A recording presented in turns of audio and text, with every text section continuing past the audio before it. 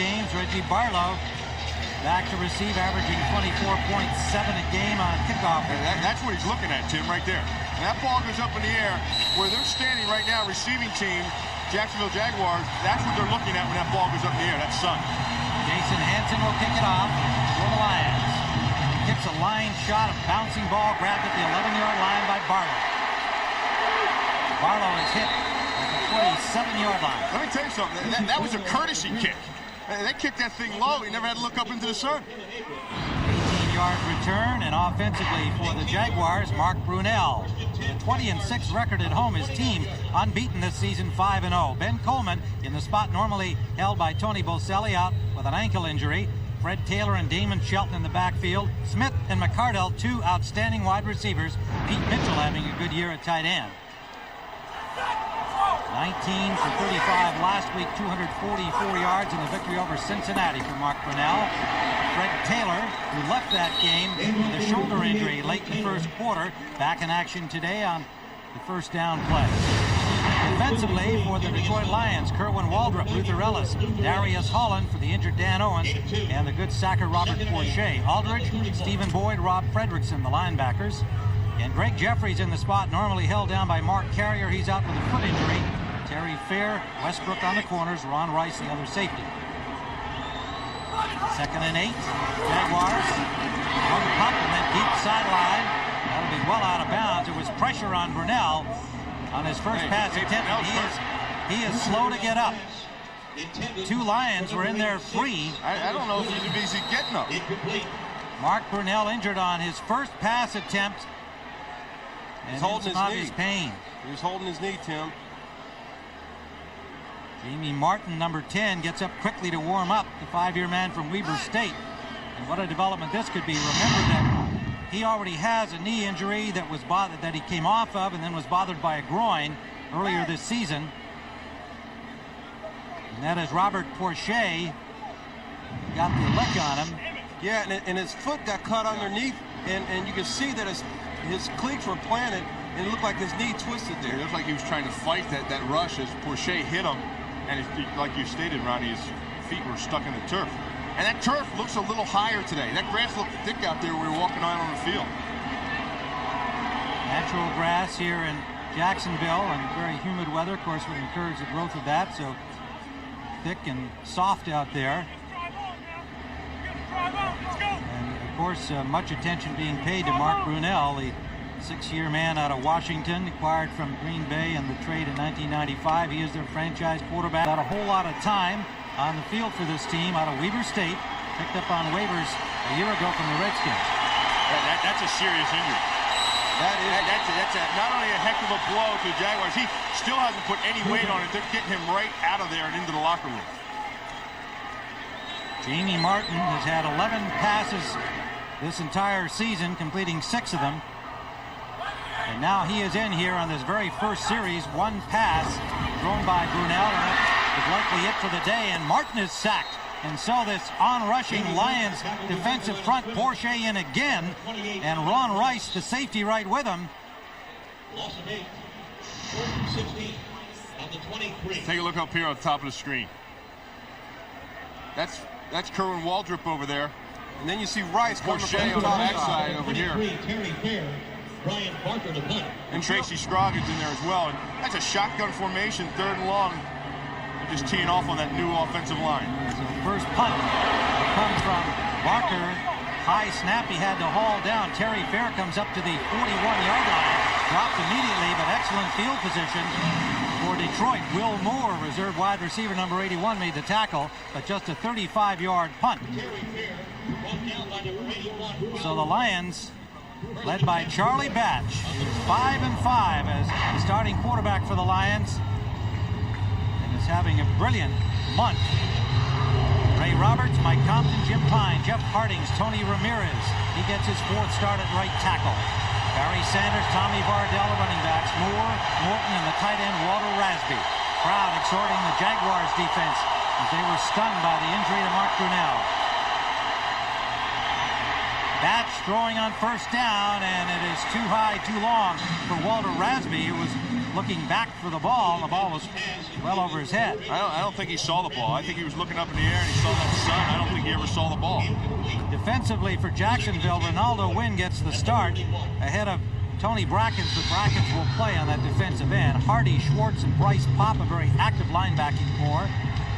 Dave Thomas, Aaron Beasley on the corners. The brilliant rookie, Donovan Darius, at safety with Chris Hudson. Brackens into the game already here on 2nd and 10. Number 90. Short drop by Batch. Sideline. Complete to Morton. And Morton gets all the way down to the 25-yard line. 31-yard gain and a first down, Detroit. Boy, look at it. That was a beautifully thrown ball. There's a matchup on Morton outside on Beasley. Beasley gets a piece with him, runs with him down the sidelines, but the ball was thrown perfectly by Charlie Batch. Yeah, I talked to Beasley before the game, and I said, look, you gotta keep the guys in front. You gotta make sure you make big plays and make the tackle. And right there, you let the guy get in front of him. On the 29-yard line. First down, Lions. Sanders. Forced out of bounds at the 26-yard line. A gain of a couple for Barry Sanders on his first carry. Ryan Schwartz, the linebacker, pushed him out. Watch Barry. He strings this thing out. They reach here. Then that's Bryce Pop. Now they bounces. Barry just waits and flattens until he sees the seam. Then he takes it up the seam. And that's what you got to do, Bill, to tackle him. You better just push him out of bounds. You've got to string that thing out even further. You build that fence right, and you can't stop that fence at the numbers. You have to take it all the way to the sideline. Ronaldo Wynn back in defensively. Batch under some pressure. Scrambles out of there. Has some room and dives over the 20 to the 19. He'll be just short of the first down yardage. You talk about decision-making. Right there you saw a guy, Charlie Batch, rookie, keep his composure, was able to tuck the ball and get positive yards. Last week, Charlie Batch, 16 of 23, 236 yards against the Steelers. A very impressive drive late in that fourth quarter set up the opportunity to win on overtime. I think it's decisions like that this young quarterback has the numbers he has, and the interceptions. Over the last 4 weeks, he doesn't have any because he knows what to do with the ball, and he doesn't hurt his team. 3 tight ends in on this 3rd and a yard. Kuklevich goes in motion. They play action. Batch is grabbed, trying to get loose, but he is sacked at the 29 by Joel Slingy. And Yurkovich was in there, too, to help clean that whole thing up. And I'll tell you, that in itself was a huge play. That was a huge play for the Jacksonville Jaguars defense. See the pressure right up the middle. There's Schmengi on the outside, and then Yurko comes and cleans the thing up. You get your ends outside to contain it, and then you step the quarterback up, and then in comes your inside push. That's what Yurko is. Yurko, if you're going to describe him, he's an inside push. 47-yard field goal attempt for Jason Hansen.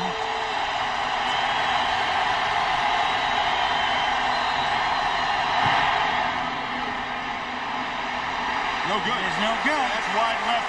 And Jacksonville escapes. They walk out of there very lucky. Bad field position from the punt. Got out of there with no points. Taken, and here's why. First pass attempt of the game on 2nd down, first offensive series. O'Shea sacked him, and you saw his leg crumple, and we're waiting for a medical report. Meanwhile, Jamie Martin, the backup, is in. They give it to Taylor. Taylor has running room. A flag is down as Taylor gets all the way into Detroit territory at the 47-yard line. Well, they got that corner pretty easy. They got it held up and opened up, but the flag comes out.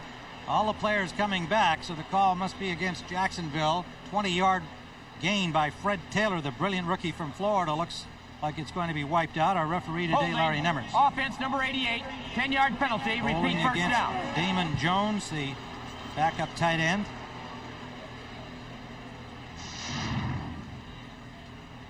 There's 88 on Kerwin Waldrop. He's got his hands outside. And anytime you have your hands outside the shoulder pads and wrapped around the guy almost like a form tackle, you're going to get called. You got to keep them up inside the frameworks of the shoulder pads, hidden from the officials. Zach Crockett has come into the backfield to join Fred Taylor in an I formation on 1st and 20. Taylor again. Taylor trying to bounce outside. runs hard, gets back about 6 yards on the play. I'll tell you what, we saw this guy a couple times now, Ronnie, and he has skills. I mean, he's got that move to him for a rookie. Look at the cuts, look at the hole he finds, and how his presence just keeps running and moving his feet and moving forward. Yeah, we talked to Coach Coughlin, and Coach Coughlin said, look, Thursday practice, we are going to put some emphasis on running the football, and you can see right now it's starting to pay off. Well, and those rushes by Taylor now have him as the all-time rushing leader. Martin throwing deep, it's complete. McCardell, he'll score, touchdown, Jaguars.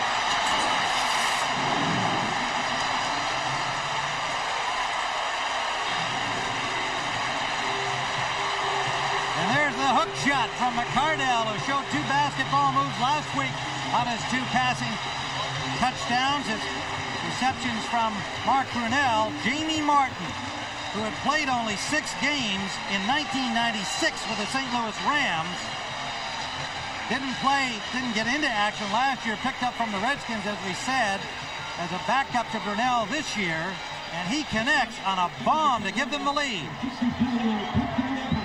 67 yards to score.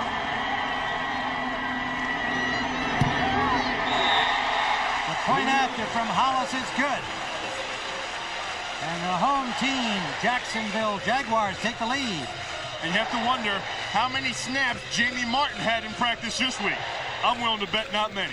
Not many at all, but when you throw it like that, it's all good. Career for a score, and he was hot last week with 2 against Pittsburgh. 67 yards from Jamie Martin, who's only been in 6 NFL games, and they were 2 years ago, 1996. Harry Fair hit hard at the 25-yard line. 17-yard return. Larry Peccatello, the defensive coordinator for the Lions, said we got to keep everything in front of us, talking about the receivers. Right here, Ron Rice didn't keep it in front of him, as you'd mentioned earlier, Ronnie, on the other pass we saw. That's right. You got to stay in front. You can't take a gamble like that and go underneath, Bill. And when you do that, you're gonna have this, and you're gonna also have the Kareem Abdul sky hook. Well, last week McCardell raced to the goal post, did a finger roll for one of his heroes, George Gervin, Hall of Famer, and then threw one up for Elijah Wan in his style, as described by McCardell. And today the sky hook. That is Barry Sanders getting out to the 30-yard line. They'll spot it just over the 30. You know, the Jacksonville Jaguars defensively knew that stopping Barry Sanders, they've got to try to get push in the backfield. Watch here, Brackens gets this push right here upfield, but there's no push back over here. And Sanders finds the area where there's no push.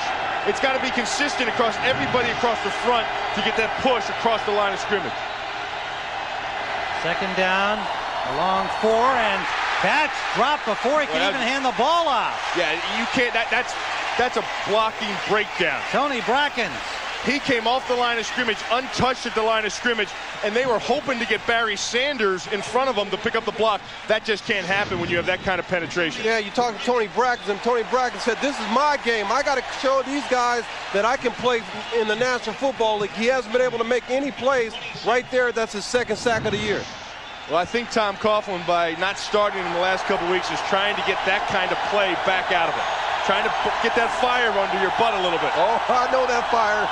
I know what that fire is like coming from Coach Coughlin. 3rd down, and again, Batch is going to be sacked. Excellent coverage downfield. And as he tried to escape, he slipped and was buried. This time it's Jose White. 3rd sack by the Jaguars. Obviously fired up after the injury to Brunell.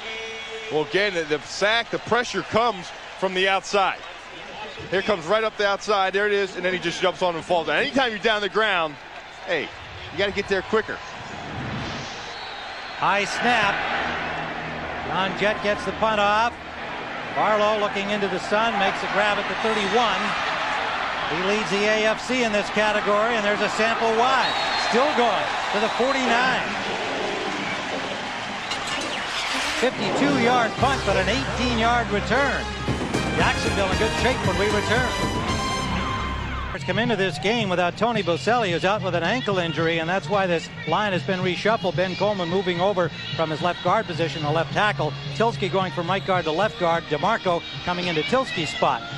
Now, not only do they lose their left tackle with an ankle injury, but the first report on Mark Brunell is a sprained left ankle. No results from the x-rays given to us as yet. Right now it is being called a sprained left ankle. Martin, the quarterback. Fred Taylor cuts it back inside and gets about 8. You see how selective he is? And he gets up there and he doesn't press the hole like a lot of young backs do. He doesn't even come flying up into the back of people. Look at the patience in the backfield. See how he slows down and waits and he finds the hole. Good vision, patience, and then he's able to bust forward and pick up 8 yards on a first down carry. And that's great stuff from a rookie running back. Yeah, Bill, I was sitting here and Ron Rice is having a long day. I talked about DBs having a tough time. Ron Rice so far is having a long day. 2nd and 2. Martin going deep again. Big flag.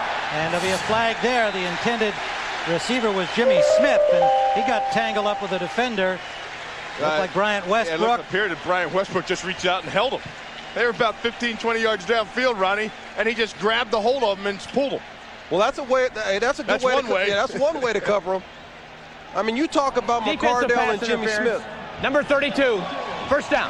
Bill, you talk about McCardell and Jimmy Smith. These two wide receivers are excellent receivers. They fight you, but you know what I like about them? They want to be great. They talked about not just being Pro Bowl players, but they want to go to Canton. That's the first down at the 23-yard line of Detroit. Jacksonville threatening again. Jamie Martin, the quarterback, just 6 of 11 this season in a backup role to Mark Brunell. 56 yards. Didn't get into a game last year at Washington. That's Taylor again, gets to the 20-yard line. Pickup of about 3. Alan Aldridge on the tackle. You know, I think Detroit missed a heck of an opportunity when to grasp this game and just take a hold of it early. Brunell goes down, they get the punt, and they move down the field, and they miss that field goal. That hurt. And then they gave Jacksonville time to regroup and think about it. When you lose a key player like Brunell or any quarterback on the team, you've got to jump on it and seize that opportunity. Detroit didn't do that. Martin wants to throw. Sideline too high, overthrowing Smith, the intended receiver, out of bounds. Jamie Martin, I remember seeing him over in the World League. Yeah, 1995. He played for the Rhine Fire. Played in the World League. 1996, he got his shot with St. Louis in the NFL. As he said, he only got into 6 games there, and none at all at Washington last year. But you can see right there the adrenaline was flowing. He threw that out, man, and only Superman could have caught that out. It was high, and it took off on him. 6'2", 206-pounder. Played his college ball at Weber State in Utah. Third down, short drop, and that one was tipped, it appeared, and flagged down back in the backfield. 3 Lions were there to drop Martin as soon as he released the ball, and it looks like there's going to be a penalty there. Stephen Boyd, the linebacker, number 57. Very unhappy about this call. Let's see what it is from Larry Nemmers. Personal foul. Roughing the passer, number 57. Half the distance to the goal, automatic first down. Well, this is just an all-out blitz, and you see where the hands came up right into the head face mask area. That's when they're going to get you right there. Bang. And they might even have banged helmets there, although it did appear to be inadvertent. Nonetheless, it did occur. And so the penalty against the Lions moves the ball to the 10-yard line. 1st and goal. Jacksonville, they lead 7-0. 7:41 to go here in the first. Mark Brunell receiving medical attention for a sprained ankle. Jamie Martin at quarterback. Now runs out of time. Being chased, just throws it away. That's a good play for Martin. The pressure came from Tracy Scroggins, number 97, off the right side. Yeah, well, he's seen a lot, too. He gets down there in the red zone, and they come at him with the blitz. They knock him on the ground. He takes a shot to the head. Then they come out again. He gets that rollout, and he has pressure in his face from Scroggins. He's looking downfield for some separation from the defensive backs, but there's none. He does the smart thing and just throws the ball away. 2nd and 10, 2nd and goal. The Jacksonville Jaguars already up 7-0. Shotgun formation. Inside handoff for Taylor. Taylor digs down to about the 7-yard line. Run the ball a little bit. Give your quarterback a chance to reset and think, recoup. Yeah, recoup from getting hit. Yeah, getting hit and the pressure he's been under down there. You know, they just throw him into the game. Heck, this guy thought he was going to carry a clipboard all day. Got comfortable in his baseball hat on the sidelines. Next thing you know, he's in the heat of fire. Unconsciously throws a 67-yard touchdown, and since then, Detroit's been after him. Their third-string quarterback is Jonathan Quinn, a rookie from Middle Tennessee State. On third down. Martin to the end zone, incomplete. And a flag down. Yeah, sure. Intended receiver McCardell. There was hands all over the receivers. Looked like Abrams had the coverage. Kevin Abrams. There were two defenders actually covering McCardell. I said it would be a long day for DBs. Defensive pass interference. Number 24 in the end zone. Automatic first down on the 1-yard line. Kevin Abrams, a nickelback. And this is what happens. You get in a situation where you think you're going to get some help right there. Abrams thinks he's going to get help from the safety, but he gets that back arm on his shoulder. That's where it was, Ronnie. You're right. His right hand, you're going to see it come right over the top. Right there was his right hand on McCardell. 36 yards in defensive penalties taken by the Lions on this drive alone. They've given them everything they've got. Jacksonville first and goal from the 1. Taylor, he's stuffed. Second effort. Jaguars say that he's in, but no signal indicating that. It looks like play had been whistled dead. Yeah, Tilsky lost his wig there. Look, it popped off. All right, watch Tilsky. Tilsky's over here, and he gets a block, and his head pops off. Oh. Man, that's one way to get your hat taken off. That was Alan Aldridge came up and met him with that forearm right under the kisser there. That'll wake him up. About a half-yard pickup. That's a wake-up call you don't want. Taylor's effort. Second and goal. Taylor again, touchdown. Watson. Fred Taylor, the rookie from Florida, coming back from a shoulder injury suffered in the game against Pittsburgh last week. He landed on the hard surface at Synergy Stadium in Cincinnati. Said it felt like concrete. They kept him out the rest of the game, and he looks like he is no worse for wear.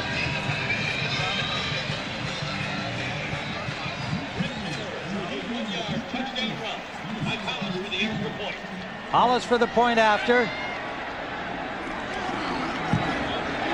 And the Jaguars with 6:05 still remaining first quarter without Mark Brunell are leading the Lions 14-0.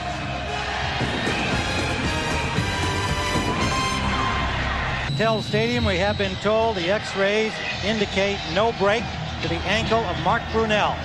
It is so far a sprained ankle, no fracture. Terry Fair takes Hollis's kickoff at the 7. Terry Fair can fly. One to beat the kicker. Hollis got enough of him, giving a chance for Dave Thomas to catch up with him. Good effort by the kicker, Hollis. But Detroit deep in Jacksonville territory at the 31, a 57-yard return by Terry Fair. Watch him, he follows that wedge right up the middle, and then when the thing opens up, he hits for the near sidelines. And that's where it was open for him. He was behind the wedge, he had good separation from the wedge too, that enabled him to cut out to the sidelines as he got through the crowd of people. Fair averages close to 28 yards a return, a big one there. Spotted at the 34-yard line. Barry Sanders trying to get wide. Diving tackle. That is Beasley, Aaron Beasley, the cornerback. Yeah, and that was that fence that we talked about, and they took it that time all the way out to the sidelines. They built that thing all the way out. And you have to get your corners involved, too, when they come up. There's Beasley, Ronnie. Yeah, he's there, and what you got to do is, like he said, you got to take a shot at him. And what you do is you get excited because you get a chance just to touch him. I mean, when you touch Barry Sanders, you feel great, especially as a defensive back, because 9 times out of 10 you can't touch him. Whiff. Lost about a half yard. On 5 pass plays, the Lions have been sacked 3 times so far. And they got that one away quickly to Herman Moore, but incomplete. Right now, for an NFL update, let's go to James Brown at our Fox Television Center. Hey, Tim, after Ronnie's Niners spotted the Panthers a 7-0 lead, Steve Young 6 of 7 on this drive, 53 yards, including that 2-yard touch to J.J. Stokes, all tied at 7. Back to Tim, He-Man Bill, and Ronnie Lott. JB, they are hanging in there, man. I know Brian Young went down, but JB, they think that they can still win that division there. Third down, about 10.5. Crowd into it here. Batch, that's complete. Herman Moore. First down, Lions at the 21-yard line of Jacksonville.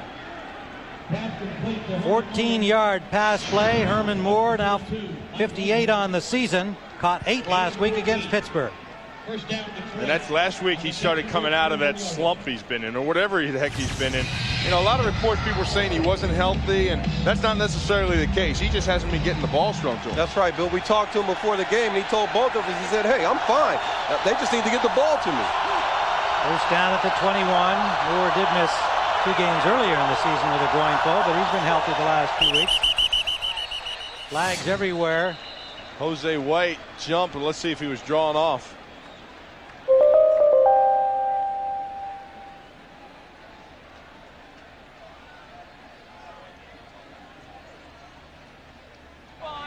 Defense, number 93, encroachment, 5-yard penalty, still first down. You know what it's like trying to get on the other side of the line of scrimmage, trying to stop Barry Sanders. Well, you're trying to get that push, you know, and that's what they talked about all week, getting off the ball and getting that push of the offensive line. Ball moved to the 16-yard line. First and 5 Lions. Jose White, number 93, the culprit. For Jacksonville, Herman Moore in motion. Sanders straight ahead, hit right at the line of scrimmage, got a yard at most. Joel Smengi, number 99, the defensive end, made the hit. You know, we talk about how you contain Barry Sanders and what you have to do to control him. And what the Jacksonville Jaguars did, see, you have to corral them into an area. Because like Ronnie said, you can't touch them. So you got to get a few guys and you got to push them over here. So you get over there and a few guys get over here. And then you get them all circled up in that pen right there. And then when they're in there and they're in that pen, you know what it usually leads to. Batch rolling out and under pressure throws the ball short. Intended for Morton, but it was Smengi doing the chasing again. Smengi came into the game with 6.5 and was involved in one of the 3 Jacksonville sacks earlier. You get that fence over here, Ronnie, and a fence over here, and you get a couple guys to push him this way, and a couple guys to come in from the other side, and you get him in that corral, and then you just kind of close it down in on him. And when all them cows are lined up in the corral and leading, you know what they do at the end of that corral, don't you? What do they do? Well, they get them. They make hamburgers. Third down and 4. Short drop by Batch. The fade is overthrown. Crowell, the intended receiver, couldn't escape from the coverage. Batch pulled the trigger a little bit quickly. Incomplete. You know, we talk about Barry and what he is to the team and what he is to the league. And, you know, there's only a few guys you can say that are one-word guys. You know, of course, Michael in basketball. And before we say Barry, you know, everyone knows who the heck you're talking about. There's only one. And I think when you become a single name, you're something. No, you are something. Because the crowd went crazy when they said Barry Sanders at the beginning of the game. Jason Hansen will attempt a 34-yard field goal. He missed from 47. And that one is good for Jason Hansen. 3:36 remaining first quarter. The Lions are on the board. Jacksonville leads 14-3. Hill Stadium, where on December 6th it is 80 degrees, and they've got the coolers out there for the teams. Where all tell has broken loose.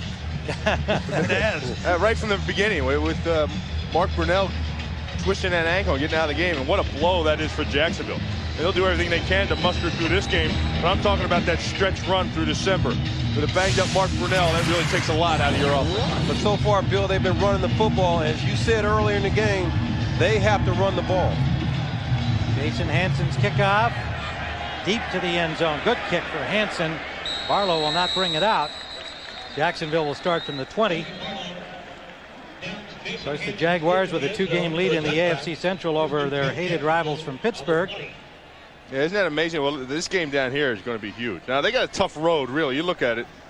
Tennessee and at Minnesota, and then the Monday night game, Pittsburgh, which with everything could be on the line there. On the other hand, 3 of 4 at home, not a bad way to finish the year. No, not a bad way to finish. But I like that because it gets you battle tough. It gets you battle ready for the playoffs, playing those tough teams. Jamie Martin, the quarterback for the injured Mark Brunell. Taylor, the lone setback, has the ball.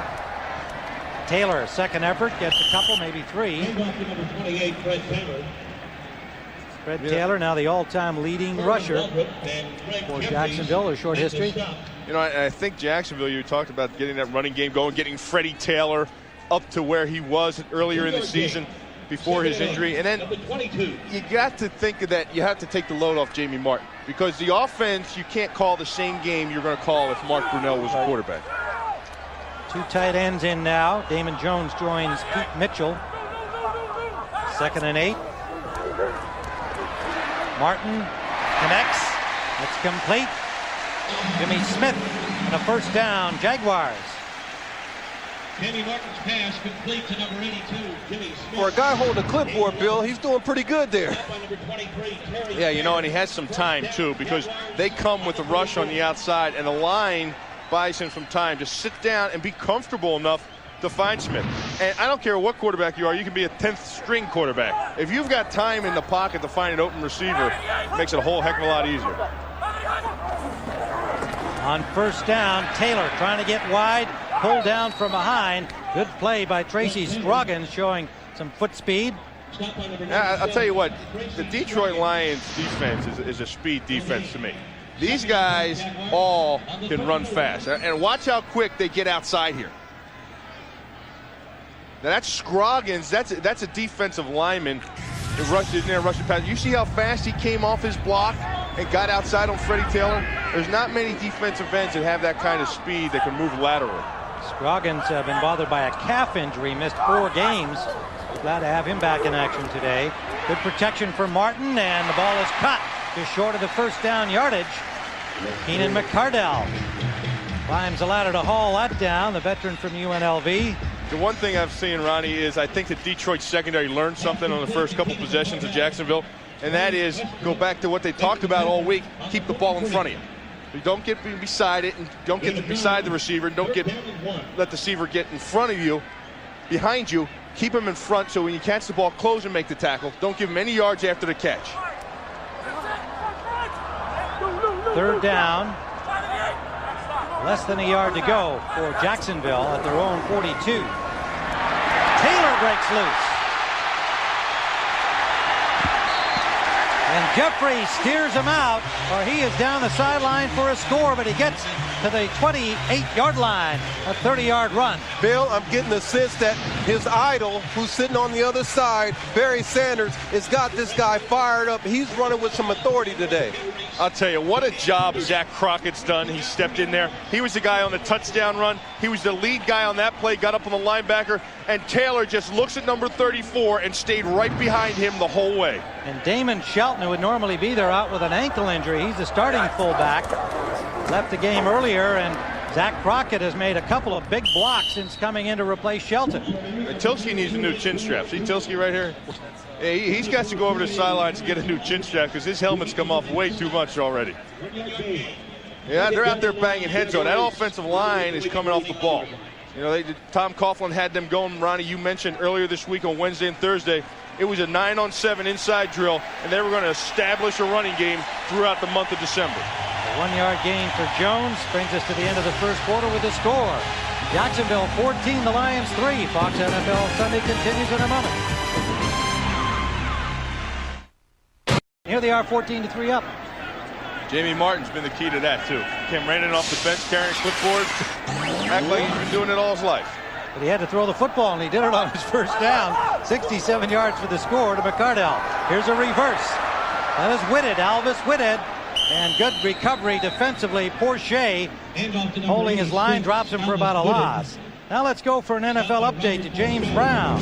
Tim, I know Bill and Ronnie will like this. Take a look at Steve Young as he hands off to Terry Kirby. What does he do? Kirby third career touchdown toss. This one to Terrell Owens. San Francisco on top 14-7. Right now, Atlanta losing to the Colts. A Falcons loss. 49er victory. Tie atop the NFC West. Back to 10. Bill and Ronnie. Wow. Colts on top of the Falcons. That is a wow. Long way to go in that one. Terry Kirby threw a duck, too. That wasn't a pass. On third down and about 9.5. Ball is dropped by Barlow, pardon me. Reggie Barlow. Intended for number 84. Number 84. Jamie Martin, and a flag down on the play. Incomplete. Martin had the ball there. Illegal formation appears to be the signal.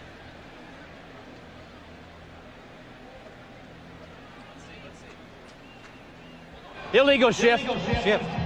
The man in motion and the tackle were both moving and not set. Penalty is declined. Third down. So 2 guys moving instead of only 1 allowed. Bobby Ross is a little upset there. Fourth down. He's like, wait a minute. It can't be third down. Brian Parker the hold. It is 4th. Mike Hollis. They've This changed is a 45 the yard marker attempt. to indicate that, and Mike Hollis will attempt a 44-yard field goal. His first field goal attempt of the game. And Hollis has it. Hollis now 16 of 21 on the season, hitting from 44 and widening the lead. 17-3 Jacksonville.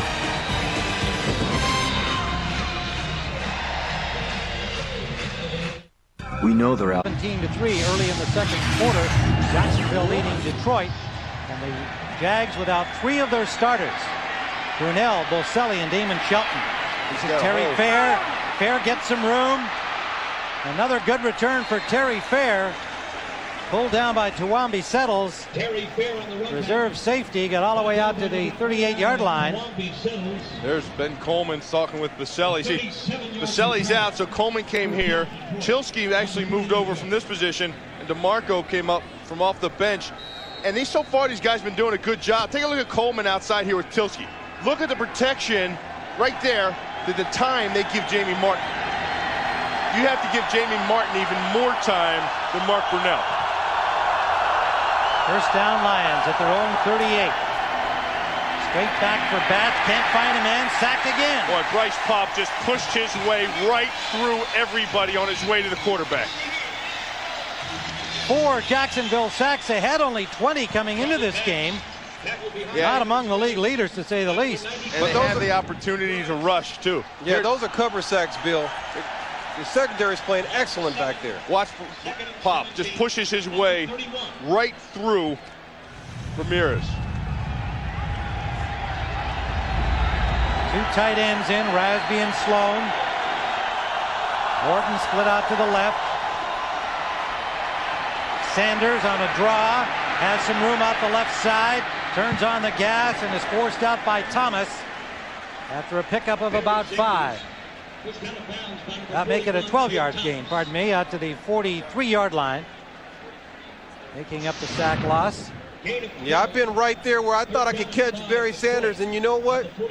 Barry Sanders is a lot faster. You look at him, you think, well, he's not moving that fast. He's small, but I can tell you, you got to take the right angle, and Bill talked about corralling. You better take where he's going to be, not try to catch him. Ron Rivers into the backfield. Jermaine Crowell, wide receiver, 3 wides. Good fake by Batch. Batch, and oh! The ball was there, but so was a tackler. That was Beasley, and it was Jermaine Crowell. The ball and Beasley arrived. Beasley won it. Waterboy hit. That was a Waterboy hit. Pretty well designed play, too. It's the naked bootleg out the backside. And Batch he doesn't see Crowell early enough. Just the way he held that ball a little bit too long, buying Beasley time to get there. And Beasley did the right thing. He used his shoulder. He didn't lead with his head. John Jett into punt, standing at his 29. Batch, 0 for his last 3 attempts. He's gone 101 without an interception now. But he hasn't been able to get the pass attack going for Detroit. something Bobby Ross wanted today. 41-yard punt. Fair catch will start Jacksonville from their 15. Luther Ellis, number 94 of the Lions. You talk about a guy that ties up offensive linemen. That's a big, powerful man. Taylor the lone setback, double tight end formation. Damon Jones out of there, Sadowski in for him. Martin just got it away, nearly sacked. Saved the sack yardage. Mitchell, the tight end, Pete Mitchell, gets it out to the 20-yard line for a gain of about 4.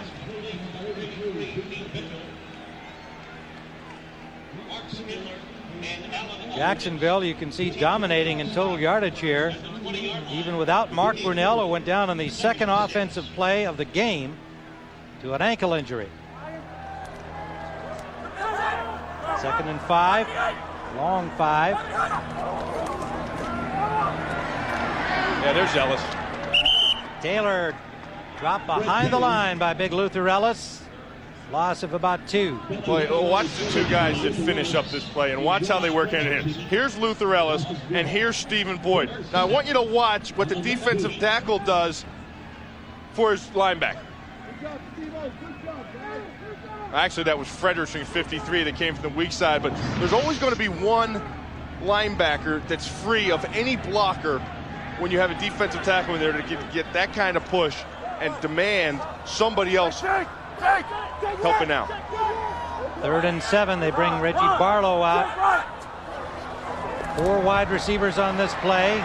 Martin goes to the short man, and it is caught by Mitchell, the tight end, and it'll be just short of the first down at the 25-yard line. It'll leave a yard to go, and the punting unit comes on.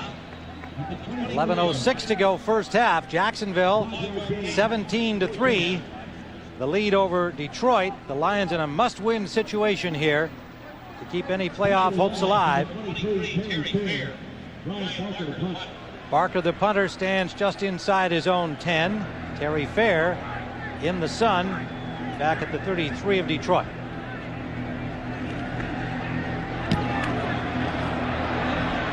Good kick from Barker. Fair from the 30. Takes it outside. The elusive return man gets up to the 48-yard line before he's pushed out by Mike Logan. 46-yard punt, an 18-yard return. Good field position, Detroit, when we return. He benched Scott Mitchell. He went with Charlie Batch. Look at the improvement. Batch now 5-5, his record. And in the last 4 games, he shot up to nearly 64% in completion percentage. Hasn't had an interception in 101 tosses now. So far in this game, things have not gone so well. 2 of 7, 45 yards. And he's been sacked 4 times. Faced pressure every time he's been back, and excellent coverage downfield by the Jaguars secondary. First down at the Lions 48. Play action fake to Sanders. Has some time. That ball is short. Diving attempt to grab it by Morton, but incomplete. Flag down. Let's go for it. Holding signaled against the Lions.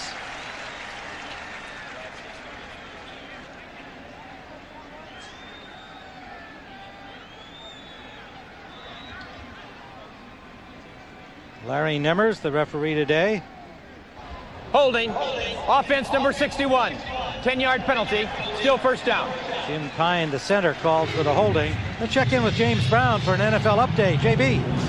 Tim, take a look at how New Orleans is making life difficult for Dallas. Kerry Collins under pressure. Good escape movement here, and he whips a touchdown pass to Aaron Craver. Saints on top of the Cowboys 9-3 in the second. Tim, Bill, and Roddy. Looked like a hockey score when it came up there, JB. 3-2. Weekend of upsets. Batch, that's complete. Tight end Rasby wrestled down to the ground. Got to about the 45-yard line. It'll leave 2nd and 13. I'll tell you, Rasby, along with David Sloan and Pete Kriplovich, they have some big tight ends. You know, they don't use them much. Rarely in the Lions offense you hear the tight end called, but they are some big guys that can create some matchup problems for small DBs.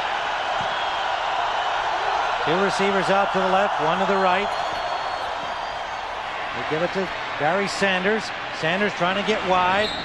Driven out of bounds at the 48-yard line. And I think that's what Detroit has to do. I mean, heck, it's 17-3, you know, second quarter, still a lot of time now, but be patient. You know, keep feeding Barry the ball. Let him get his, because he's going to get his. And Sylvester Croom, the offensive coordinator, doesn't want to rush anything. Just because you're behind, don't force the ball or this game into Charlie Batch's hands. Stay with the plan. Because if you score a touchdown here, now it's a game, a workable game for your offense when if you're only down by 7. Lions only 1 of 5 on third down. They were 0 for 10 against Pittsburgh in the game they won in overtime last week. Rivers in for Sanders, and the ball is caught by Ron Rivers, and he has the first down.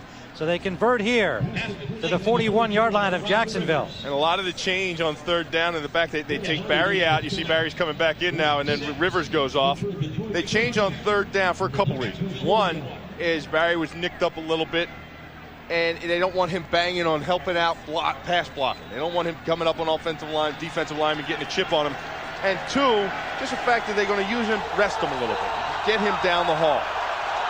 First down from the 41-yard line. This is Sanders. Sanders has a hole.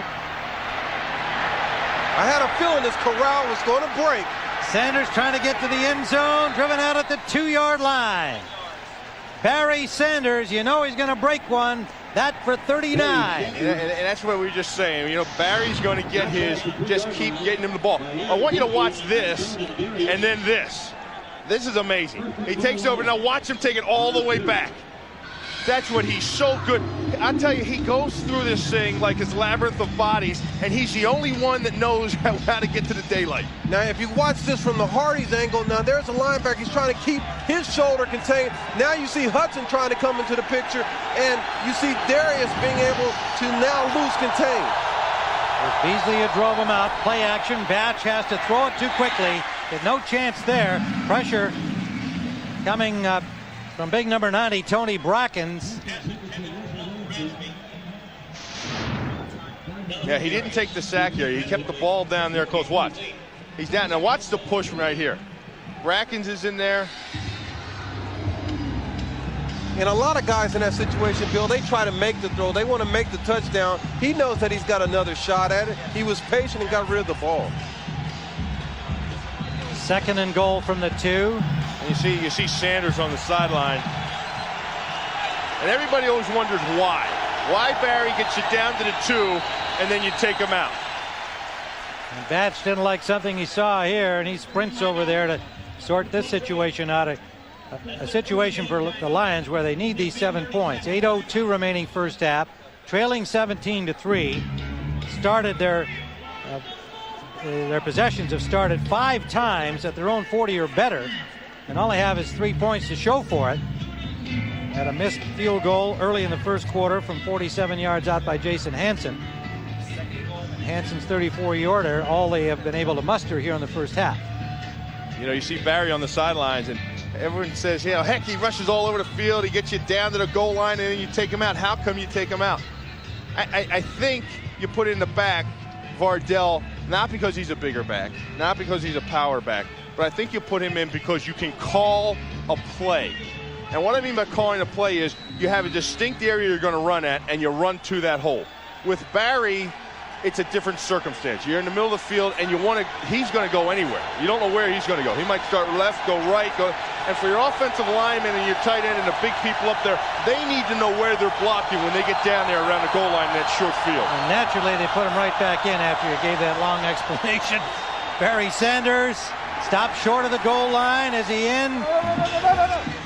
And the ball peeled away by Jacksonville, but play has been ruled dead. But Sanders did not get into the end zone. Vardell came in as the blocker, but they brought Sanders back in after they had Ron Rivers on the field, Bill, and then obviously had something special in mind for Sanders. Oh, you see he's going back off now. And you see how they had to string it out, though? They strung that play out. They couldn't run downhill. They couldn't go right at the 2-gap, right at the 4-hole. They couldn't do it. When Barry comes in, they've got to string it outside and let him pick his hole. When they're going to run downhill, they come in with Vardell. 3rd and goal. They need the length of a football for a touchdown.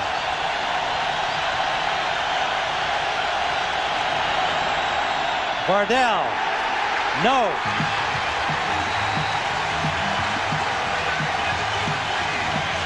You know, and I sit here and I watch this game, and every time I watch Barry Sanders, the one thing that I'm curious about, the greatest back in football, put him in a situation where he can use his athletic ability. Yeah, he's going downhill right here, Bardell, but he can't give you anything. He can't give you no jump. He can't move out of the way, and Barry Sanders, in this situation, he'll find a way to get in.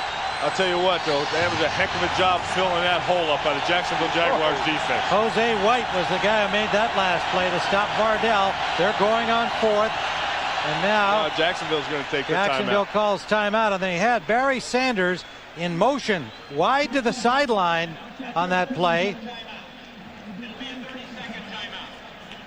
And I bet, I like to sit here and say that I bet that play would have been, I'm almost positive it would have been a quarterback draw. Quarterback draw. They were going to go empty backfield here. There's Barry. They motion him out. And that's what that's going to do. It's going to take the safety out over here and spread your linebacker out. See, now look at the gap right in there. See that? That's why Jacksonville called timeout.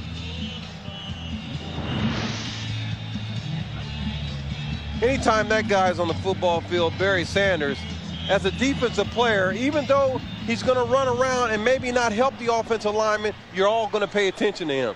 So he can't be a decoy, which he was on that play. We saw Dick Giron briefly, the defensive coordinator for Jacksonville, a former Lion defensive back. And obviously he's glad to have his team take the timeout and make sure they had the right call on for what they probably smelled. A quarterback draw. 4th and goal. They need a football length to get in. Oh, yeah, they got movement. They got Ramirez movement. Tony Ramirez, the right tackle, number 75, making his 4th start. Ahead of Larry Tharp. He's won that job on the right side for Detroit. Prior to the snap, false start, number 75, 5-yard penalty, still 4th down. 6th-round pick a year ago out of northern Colorado. Well, the crowd noises. Look, these guys are talking to one another. What's the snap count? What's it on?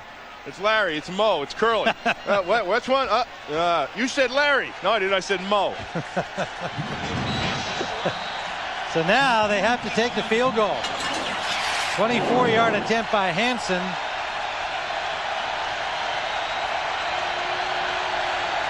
Credit the crowd with this development. Yeah, you know, and I think field that goal is hurt good. him. I think that hurt him. They had to settle for a field goal. They brought Barry in. They brought him out. They went back, line up, and run the ball downhill, and you got a 7-point game. They tinker around with everything. They have to settle for 3. X-rays them. X-rays were negative. It was officially a sprained ankle, but he is not going to return today. Jamie Martin is in to replace him, and he's done pretty well. This is Barlow. You know, we go back and we talk about that sprained ankle, and you saw his foot get planted in the ground, and you wonder. The grass appeared to me as if it was longer than it was last time we were here. And when Barry Sanders comes to town, you might let the grass grow a little longer to slow him down. And I'm wondering if maybe the grass wasn't a little longer and Mark Brunell's cleats got caught up in that than what he's used to playing in. It's a theory. I like that theory, Bill. I like that theory. Use all the things you can use to slow down Barry Sanders. Well, we went down there. The field was wet this morning. That's the grass right. looked long. First down from the 22. 23-yard return by Barlow. Martin, the quarterback. Taylor shakes off a tackle. Taylor with a burst of speed. He'll be very close to the first down. What an effort by Fred Taylor. Darius Holland. And a flag down back at the line of scrimmage.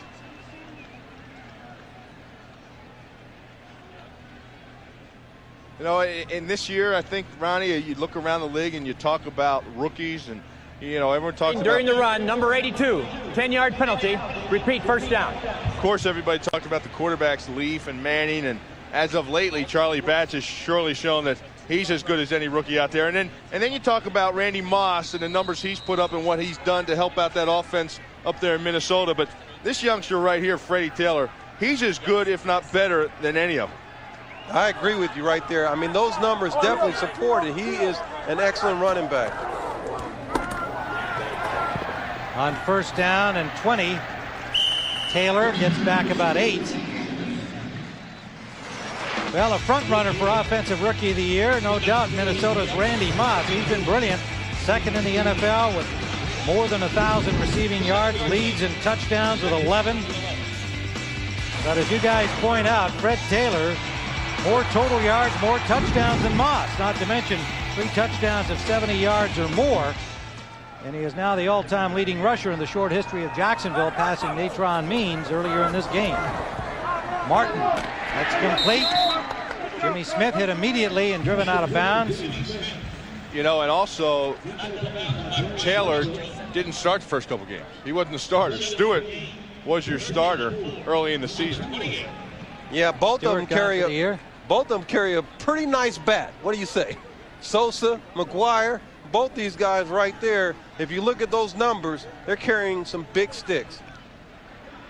Going to leave third down, a long 4. James Stewart, outstanding back in his own right, gone for the season with a knee injury, and he's been very encouraging and helpful to the rookie, Fred Taylor, and Fred has given him that credit. Martin, deep sideline, that's complete to Smith. To the 35 of Detroit over Brian Westbrook. Twice now, Jamie Martin has hit the bomb. Well, I'll tell you, Jamie Martin, good decision there. He saw the blitz coming. The line bought him some time. Freddie Taylor picked up, but he saw the man-to-man coverage up top with Jimmy Smith and Westbrook and just floated the ball out there where only Smith could catch it. That was a heck of a throw. Well, we talked to McCardell, and McCardell says, well, I like doing the dirty work. My man on the outside, Jimmy Smith, he's the flamboyant one. He likes going deep. And you can see right there, Jimmy Smith, excellent play, excellent throw by Martin. 37-yard gain, first down at the 35. Taylor dropped after a gain of about a yard. Jamie Martin is not a kid. We mentioned he's a 5-year man, 28 years old, from Weber State. Started with the Rams, was drafted by them back in 1993. Spent a year in the World League. But in 1996, he had his last significant NFL action, and that was only 6 games. So Martin getting the job here after not playing at all for Washington last year, picked up on waivers as a backup. 7 of 10. He's having himself a fun afternoon so far. Second down, nearly 10. Taylor dropped behind the line of scrimmage, and that's Boyd, Stephen Boyd, the linebacker from Boston College, in to make the drop for a loss. Stephen Boyd, who played under Coach Coughlin at Boston College, said he was a hard-working guy that just got better and better. You saw that wrap he had on his arm that goes up into his shoulder. And if you saw the Thanksgiving game, he played with a bad shoulder there and had a heck of a game. And just a competitive guy, just a blue-collar guy who wants to work hard and make football plays. It's that simple. Leads the team in tackles, 3rd and 12. From the shotgun, Martin. Sideline wide open there. And that is complete to Jimmy Smith. I hate to play official, but right there, it looked like the foot might have caught the line. It might have caught the line there. I'm not sure if his both feet were in. They show it at the 22-yard line. Official sure had an unobstructed view. There's nobody around him. Let's look at the back foot. It's still up in the air, and he's dragging it, trying to get it down, but he doesn't get it down. Sharp-eyed Ronnie Lott. Well, I'm sitting up here with a hawk. First down nonetheless, and Taylor buried behind the line. He'll lose a yard on the play. You know us DBs, we don't like giving the receivers anything. Kerwin Waldrop made that tackle. Well, there wasn't a DB in sight there that time, but you're really looking out for your guys, Ronnie. Well, the DB didn't give it to him. The official did. 2nd and 12. Taylor the lone setback. Cardell out to the left, Smith to the right. Martin, good protection. Goes to Taylor out of the backfield. Taylor has the first down. We're very close to it at the 12-yard line as we reach the 2-minute warning.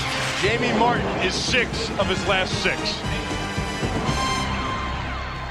Coordinator calling himself a fine game, really buying time and creating matchups to help out Jamie Martin.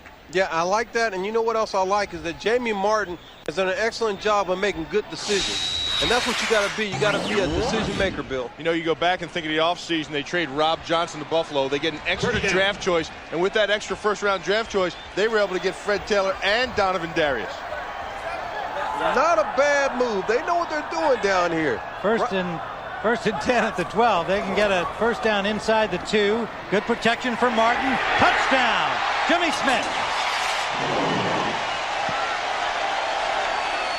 Throwing it over Terry Fair, and he had about 4 feet on him.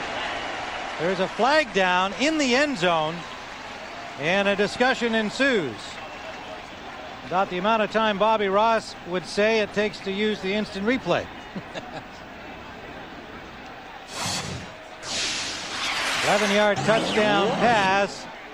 Jacksonville waiting to see if it counts. There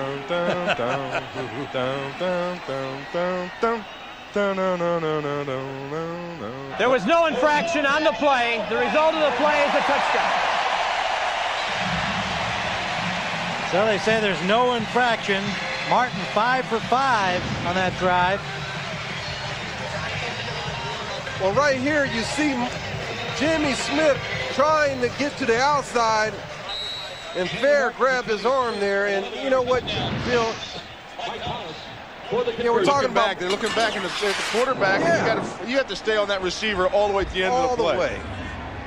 I just can't believe it. Hollis for the point after. And the Jaguars, a 9-3 leading team of the AFC Central, rolls up to a 24-6 lead. 1:54 still to go in the first half. Yeah, one is you got to look at the throw right here. Look at the pocket. Look at the blocking right there, and then the throw. A nice throw to the outside. But when you got Jimmy Smith and you got McCardell, you can't look back in the backfield. These guys will eat you alive looking back in the backfield. Yeah, he's calling his agent. He's on the phone with his agent. Say, hey, just take a look at this. You got to get me a blockbuster deal here. Well, we've seen another guy who's kind of lingered around the NFL on its fringes for 5 years. Trent Green become a starter in Washington. It's going to be hard to pry him out of that role, and if it isn't with Washington, it'll be somewhere else. So remember this name, Jamie Martin, a backup so far in his 5 years in the National Football League, a year in the World Football League. But this guy right here, done the job. This guy right here, Chris Palmer, the offensive coordinator for the Jacksonville Jaguars, he does an excellent job, as you said, Bill, of creating matchups. And really, he's taking advantage of them. That's Jamie Martin. He's taking advantage of the matchups.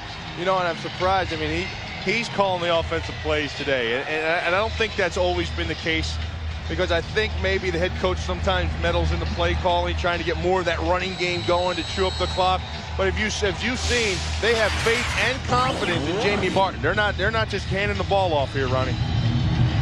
Hollis kicks it up, and it's a line shot. We'd rather not see Terry Fair bringing that ball back. It goes out of bounds at the 2-yard line. That's a penalty. They spot that ball up here. Kickoff, out of bounds, on the kicking team. Ball will be put in play at the 40-yard line. First down. So tried to keep it in and away from Fair, unable to do so. Lions will start from the 40. Next week, a Fox NFL Sunday doubleheader. Yeah, you're going to play next week whether you win or lose, but each one of them means something. On first down, Batch to throw. Intended for Johnny Morton, incomplete. The Jaguars went 78 yards in 10 plays, used up 4:53 of Detroit's valuable time. This is a must-win situation for the Lions. As you can see, they've got a tough schedule to finish with, and to stay in this playoff hunt, they realistically need to win all 4 of their remaining games. The loss here today is pretty much going to have them talking about next year, about which they have plenty to talk about with young Charlie Batch, firmly established at quarterback. On 2nd and 10, Batch drills that to Herman Moore, complete. Gain of a 5 to the 45-yard line of the Lions. 1:46 on the clock. Yeah, they do have a lot to talk about with Charlie Batch in the offseason, and there's some excitement in Detroit just with him alone. But, you know, Barry Sanders, year in, year out, gets his yards, gets his numbers. I mean, he's getting up there in age. I mean, they've got to do something fast for this guy alone. I look at him and I say he's the Roger Clemens of football right now. 3rd and 5. Batch gets it out to Sanders. Sanders has the first down into Jacksonville territory at the 49. They're going to go no huddle now. They're lining up. But I'll tell you, that's one play I like they do with Barry out of the backfield. Get him the ball out into the flat, because when he gets it out there, there's areas for him to work. Well, a lot of finger pointing going on out there. The offensive line, the defensive line. Remember, you got the new rule. They can't flinch. Come in, show you're going to blitz, and then stop and force the other guys to pull back. Tim, I saw a big flinch. Several guys in the flinch department.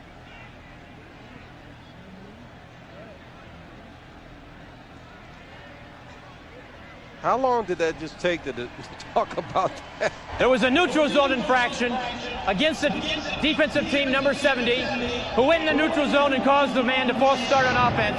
5-yard penalty, still first down. Well, they don't have a number 70, but Bracken's 90 here. That's close enough, right? It is a defensive good call by the official. Infraction. The ball goes to the 46-yard line, 1st and 5 in Jacksonville territory. 1:23 on the clock. 2 wides out to the left, 1 to the right. Batch. Oh, what a catch! That is Herman Moore. Fingertip grab. Defender Westbrook right there with him. First down at the 30. Well, I'll tell you, he just took it right out of the hands of Mike Logan. Mike Logan was right there on the block, and he came up and just grabbed it and took the ball right out of his hands. They both had their hands on the ball. Watch it right over here. They both had their hands on the ball. Big body, Bill. Big body, strong receivers. That's been Moore's MO for ever since he's been in the league. 1:16 with a timeout on the field at the 31-yard line. First half of this game, boy, I'll tell you one thing about the Jacksonville Jags. Throwing it downfield, taking the sacks for them. From that great pressure from Jacksonville. 1:16 remaining first half, 24-6. Jacksonville leading without Mark Brunell. Movement again, a flag is down. Batch's pass off the mark, intended for Herman Moore.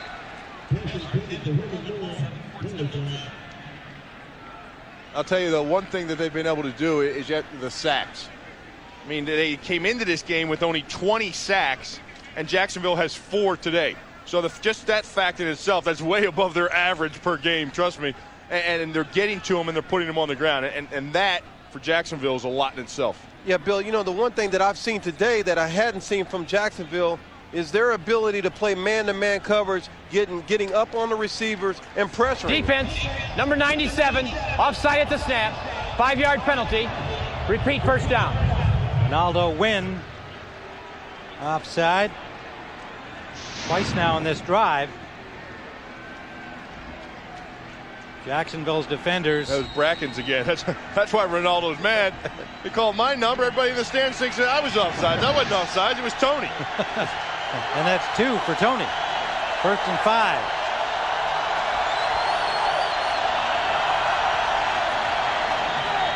Draw play, Sanders. Tried to cut back, slipped on that greasy turf. He's near the first down marker, depending on the spot. 1:02 left to go. Well, Jacksonville tries to run a stunt. Watch here. Tony comes outside. Ronaldo comes inside. When you come inside, you have to take your shot there. You can't break down. And you know what happened right there? Dave Thomas stood outside, and they corralled him. They were chewing him back in. Get back inside. Short of the first down. Flags again. The ball never came up from Jim Pine. Yeah, and Ray Roberts, the tackle, moved. False start offense, number 64, 5-yard penalty. Still second down. Offense, they charged Jeff Hardings, the right guard. Well, coming up on our Visa halftime report, JB, Terry, Howie, and Chris will have scores and highlights from around the league, and our Fox Sports ticker is up to the second stats. All coming up on the Visa halftime report. Backing up the Lions. 2nd and 6. Blitz coming. Batch hangs in. He's got a man. Touchdown, Lions. That is Jermaine Crowell, the rookie from Virginia. 27-yard touchdown pass. That's all Charlie Batch there. All Charlie Batch. Well, Stay in the pocket. It was all Charlie Batch. I'll tell you what, it was all Barry Sanders too, Ronnie, because Jacksonville gambled on that play. They came with the blitz, and Barry Sanders stepped up and met the safety and bought Charlie Batch time to make that throw. Sanders, who can literally do it all, whatever he's asked to do, he'll do, and he produced there, helping his quarterback Batch. You said it. You talk about a team guy. Hansen for the point after. Lions get themselves back into the game with 35 seconds left in the first half.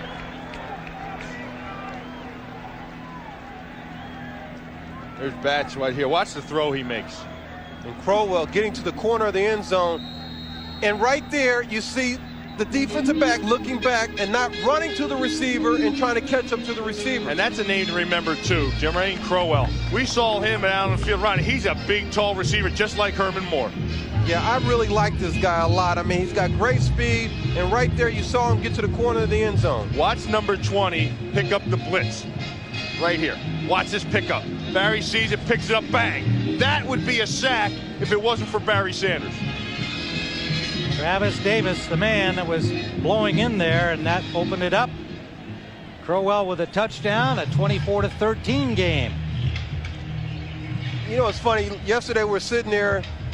Bill and I went to get something to eat, and who do we see? We see Barry Sanders, and he's sitting there with all his guys. I mean, the great thing about Barry Sanders to me is not his running ability, but his ability to be a team guy. He's the type of person he is. Yeah. He's always, he plays this game and he respects this game. You know, the guy has a lot of integrity. You never see him doing anything outlandish. Just a top-notch guy. Charlie Batch, 4-5 on that drive, 51 yards, and the touchdown strike to Crowell. Split kick. Ball loose at the 32-yard line. Recovered by Jacksonville with 30 seconds still to go. Barely recovered by Jacksonville. One of the up men, Damon Jones. Yeah, I think that was the sofa. I think the sofa had that ball just roll in his lap. Number 88, they call him the sofa. Why do they call him the sofa? Well, he does furniture commercials, but they say the real reason is that he's just lazy. He's just a guy that he just will flop around on a sofa. It's a heck of a name now. I like that nickname, the sofa. Second-year man from Southern Illinois. They think he's going to just develop into an outstanding tight end. He's getting a lot of playing time. They're just going to let the time go down here. The Jaguars with a 24-13 lead. An exceptional performance by the Jaguars, losing their Pro Bowl quarterback Mark Brunell on the second play of the game to a sprained ankle. And Jamie Martin coming in and leading them to a 24-13 halftime lead. 2 touchdown passes. And a great job by their defense stifling Charlie Batch and Barry Sanders until late in this first half, and the Lions have themselves back in it. We've got a great second half ahead. JB, Terry, and Howie will be along with a Visa halftime report in a moment. Right there, as far as the officiating goes, and if you talk to the officials, I mean, a low point. They want to be right. I mean, they don't want to interfere with the game. And so you think that the officials themselves would favor replay? Sure they would. Anything to make it perfect. Here comes Terry Fair, and he's already got 130 yards in return yardage, and the ball came loose down inside the 35. Looks like he ruled it down. 26-yard return for Terry Fair. And good field position again, which Fair has been the man giving it to him. Yeah, he's definitely down before that ball came up. They spotted it at the 32-yard line. I'm sure Tom Coughlin went in there at halftime, and that's one area that needed to be improved on, is their kickoff and punt return. You take a look at the halftime stats, and I think the 4 sacks has been the key. Defensively, Jacksonville's really put the pressure on Charlie Batch.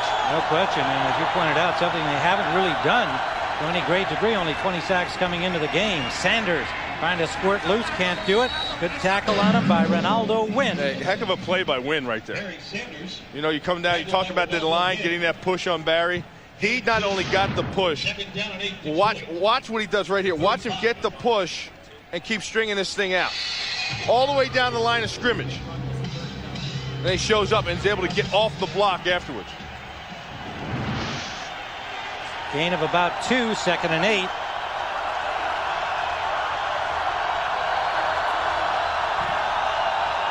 Charlie Batch trying to change it up. Clock ticking down. Whether he's going to make it or not, just got it off. 2nd down play, and Sanders has the first down, or very close to it. Charlie Batch right there. I mean, I'm sitting here looking at him, and Bill didn't panic, was able to get that audible out and change the play, and really, I mean, he created that run for Barry Sanders. Going to be short of the first down by a little bit, about a half a yard. We're just underway in the second half. Jacksonville on top, 24-13. Terry Fair, 112 yards in kickoff returns in the first half, brought this one out to the 33-yard line to set up good field position. Batch now connects for the first down. Herman Moore dropped right at midfield. To Herman Moore. Dave Thomas makes the stop. Charlie Batch, At midfield. 9 of 16 passing. And the big play late in the first half to Jermaine Crowell to get the Lions back into it after a pair of field goals by Jason Hansen. Right at midfield, first down, Detroit. 2 wides out to the right, 1 to the left.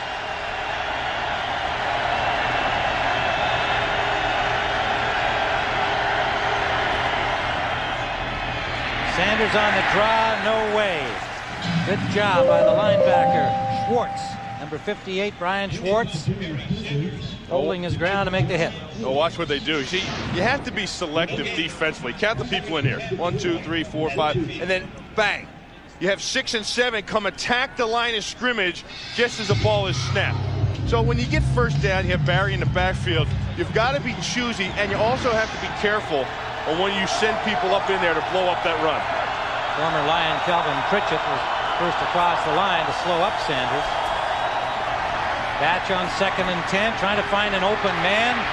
Eludes the rusher, now takes off, and may have the first down. Great effort by Charlie Batch. Good coverage again downfield by Jacksonville. And it is a first down. For a rookie quarterback or any young guy in the league, I don't care if it's a second-year guy, third-year guy, this kid really seems to grasp it all well. And you know how some people get intimidated when they come into the game, and it seems like the game is too much for them? Yeah, and we talked to Herman Moore before, and he's burst a sack on his elbow there. Now, those things are painful. They swell. It looks like a golf ball hanging off the end. Play action. Batch comes back to the other side. Incomplete. Big hit.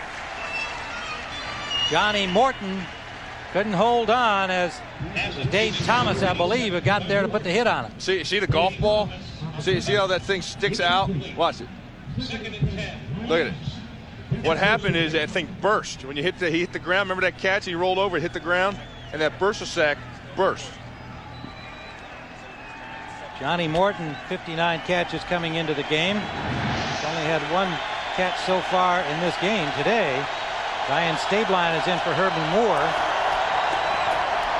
Sanders has running room on the near side. Out of bounds at the 27-yard line of Jacksonville, a 13-yard gain. You know, they said the defensive coordinator, Dick Duran, told his guys, take your shot. Don't break down in front of Barry Sanders and sit there in front of him because he'll lose you. Just go ahead and when you get up on him, take your shot. Easier said than done, Bill. And well, what he's actually in essence saying is it's okay to be embarrassed by this guy because when you're going to dive out there and you're going to look like a fool, but he makes a lot of great ones look like fools. And if you get him, you look like a hero because it's a rarity, one-on-one to stop him. First down, Detroit. Fade to Morton, incomplete. Good coverage again. Dave Thomas pumped up there. He's done a good job on Morton. Thomas, the 30-year-old 7-year man out of Tennessee. Probably still excited about last night's victory by the Vols. And you see the ball coming from the brightness to the shadow, and sometimes that's tough to pick up, but right there, Dave Thomas does a good job of coming back and getting at the ball. A lot of defensive backs, when they make that play, they don't fight the receiver down to the ground, and he made an excellent play there. Well, that's what you always talk about. You say follow that ball all the way to the end and bat it away. Safety Chris Hudson made a good diving try at a pick. Came up short of the interception. 2nd and 10. Patch has time. And that one is too high, overthrown. Intended for Crowell. Jacksonville's using a various number of defensive linemen and defensive rush fronts. Herman Moore has returned to the field. Now what do they do to help him over there with that elbow? It's not really much you can do. I mean, when it like Bill said, it bursts and it starts to drain. All you can do is let it drain some and then wrap it back up and hope that it doesn't burst anymore. In motion goes Crowell. Patch on 3rd and 10, and that's batted down at the line of scrimmage. 4th down upcoming. Good defensive series there for Jacksonville. I told you they were using a variety of defensive linemen. That's Henry Taylor that time. And they use a variety of defensive fronts. They line up in a 4-man front. Here's Henry Taylor right here. Watch him get his hand up. Or his helmet. Hey, that's using your head, Henry. Oh, Henry. But that time they lined up 4 down linemen, and then they dropped 1 off, and actually it was a 3-man rush. And then sometimes they'll line up 3 and have a linebacker back there and bring him in as a 4th man rushing. They're using a variety of defensive linemen in a rotation and a variety of defensive fronts trying to confuse and get the offensive line of the Detroit Lions out of rhythm. And you know something, Bill, we talked about this, the heat. The heat here, it's like 80 degrees, and the humidity really also takes a lot out of you. By rotating them, you need these guys fresh in that 4th quarter. I'm sorry, that was Fernando Smith that used his head on that deal. That wasn't Henry. 96 on the other guys, yeah. The other guys. Yep.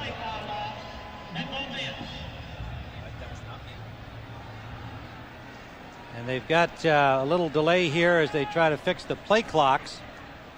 Both ends of the field, apparently, they've got a problem, so see if they can keep things. Don't worry, I'll do it in just 1 second. Well, you heard that plea from the officials, and there's you can see that they're not all lit up. He was polite. Yeah. I mean, don't you think they've taken a bad rap here, Bill, the last week, the officials? Well, just for the fact that you're saying that the officials, it's their fault. And, you know, heck, the officials aren't the ones that shot down instant replay. Right. I mean, they didn't even get a vote. Yeah.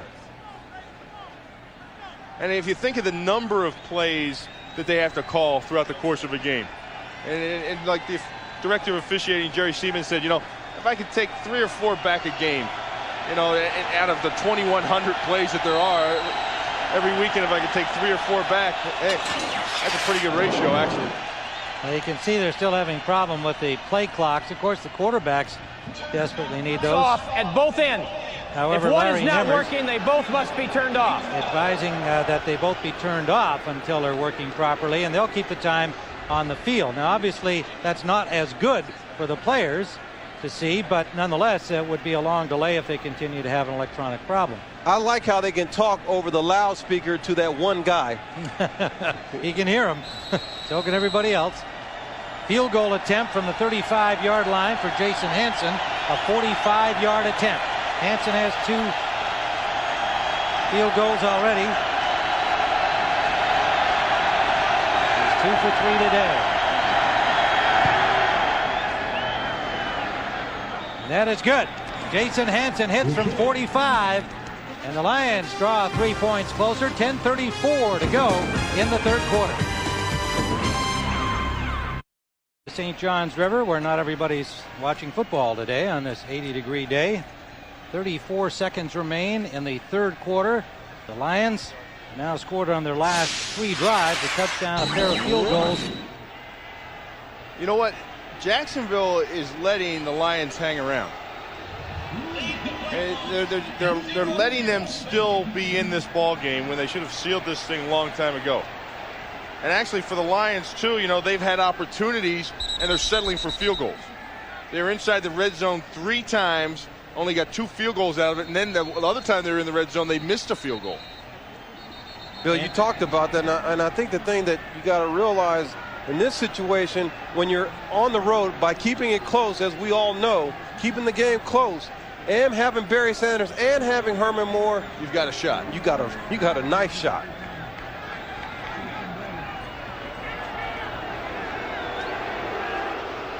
Well, they've still been trying to get those play clocks turned off or left at zeros, and that's taken a little bit more time. See, they got the one off down here, and then they have the other one on. See, that one's off. Now the one up in the tunnel on the other side is still on. That's on. It has 40 seconds on there. Please turn the play clock off. And really, in the corner of the end zone also. Yeah, both of them have to be off because one team can't look at the clock and have the other team not see it. And that's Jacksonville's side, and they could see the clock. This is under the assumption that each of them can be turned off individually. And that may not be the case. It may be some desperate man trying to turn those off. See, they had to run it down to 0. Run it down to 0 and hold it there. And that's what they're going to do now. This guy down here, he was pointing to it. He says, yeah, this one here. Coach has got to cover a lot of duties, especially at his home stadium. Well, they let the grass grow long, and then they tried to get them to have the game clock going. You know, Bill, every time we go to these home stadiums, everybody's trying to get that little edge, you know? There's always something. It's called home cooking. You got the home cooking. It's your house. You know what goes on in your house. Hanson to kick it off. Going deep, it'll be Logan at the 2. Logan upset, diving forward, loose ball. And he was probably already down. There's no indication that they're going to give the ball up. It is still Jacksonville ball. 17-yard return by Logan. Kevin Abrams made a really nice tackle, but as you can see, he was down. And it'll be Jacksonville ball when we return.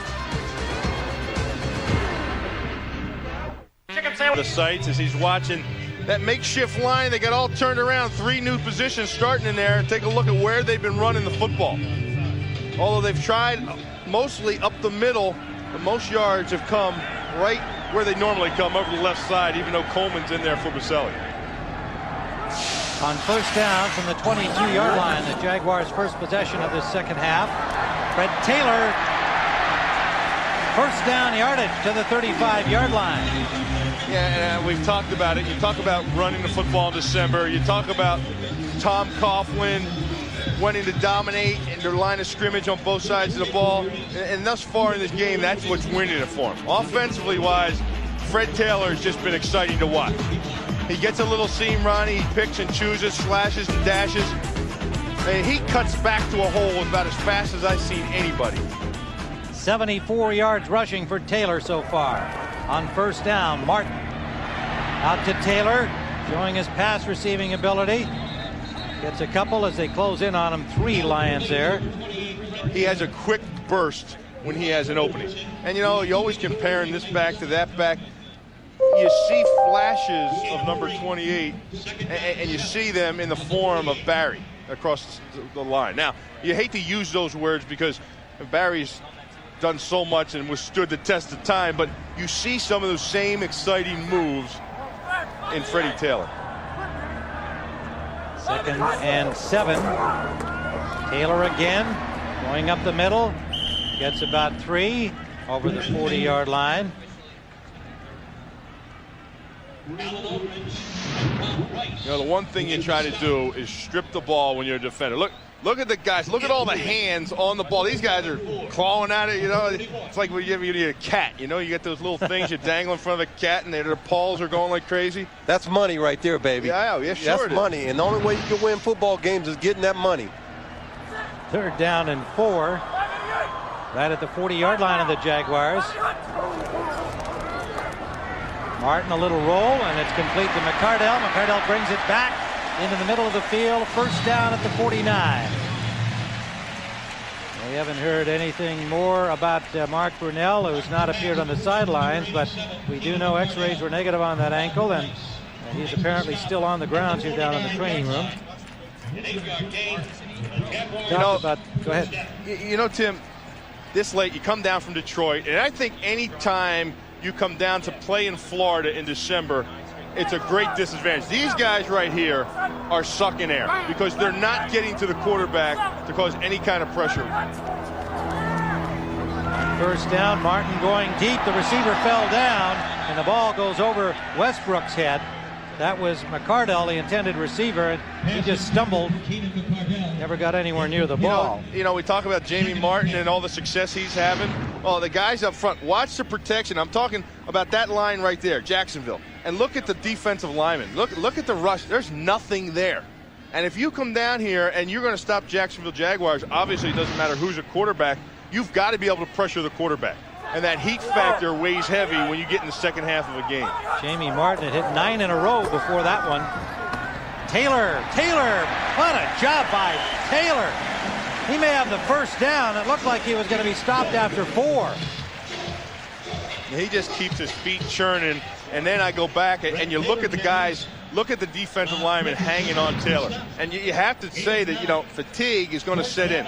Watch this right here. DeMarco comes out, watch him seal that off, and then there's the hole. And then look at the guys hanging on. There's Porsche, Fredrickson, they're hanging on, and Taylor keeps his feet churning, dragging him for an extra few yards. Third and less than a yard in Lions territory. Taylor taking it wide to the near side. And out of bounds at the 23-yard line, forced out by Terry Fair and Jeffries. 20-yard run for Taylor. Yeah, you know what I like is that when I'm sure when we came in the league, you look at Barry Sanders on the other side, or you look at your idol, or you look at the guy you looked up to, and what do you try to do? You try to emulate him. Here he goes to the outside, and he's able to burst like you talk about, that speed to get around the corner, Bill. Well, when you come outside like that, and you have force, Terry Fair had force on the outside. You've got to keep that outside force. You can't get tied up. Now in the I formation, McCardell in motion back to the ball. This is George Jones. Taylor getting a breather. George Jones, the second-year man from San Diego State, who took over last week when Taylor went down with a shoulder injury. Jones had 42 yards on 13 carries against Cincinnati. There'll be a loss on that of about 3. Look at the numbers of these two guys today. Not too shabby on either side. I'll take both of them. Yeah, right. I'll give you a couple of trading cards, Bill, and I'll take both of them. You could build your team around one or the other. Martin had to unload the ball intended for McCardell because the blitz came on from Fredrickson, number 53. And that's the first good hit I've seen on Martin. Any kind of pressure to force him. Here's Fredrickson. He's going to come late on the blitz. Watch the thing open up. He picks his spot and gets right in his face. And that's really the first shot I've seen on Martin today. I like how Fredrickson kind of just sneaked in there. You know, he had his head down. He ducked through there and got through that hole and it opened up wide open so he can hit the quarterback. Taylor back in. Jacksonville is 5 of 8 converting on third. They have a 3rd and 14. Martin calling out protection changes here.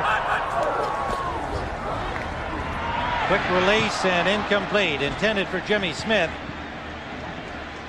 Smith turned in. The pass was outside. May have been a miscue there, but it's been a rare one for Jamie Martin and his receivers, as he came in after the second offensive play today to take over for the injured Mark Brunell. So it's 4th down. Mike Hollis comes on. They're going to spot the ball at about the 33-yard line, closer to the 34. Mike Hollis, a 44. And that's just because he hasn't had a chance to work with these guys, Martin. That's the only reason that he missed that play right there. Hollis. Good leg, and it is good. Hollis delivers. And the Jaguars open it up again, 27-16, 5:46 to go in the third. His second field goal of the afternoon to make it 27-16. Terry Fair takes it wide to the left, and he's got some room. Only Hollis again, and Hollis twice now has been able to make the play on Terry Fair. 37-yard return. We'll be right back.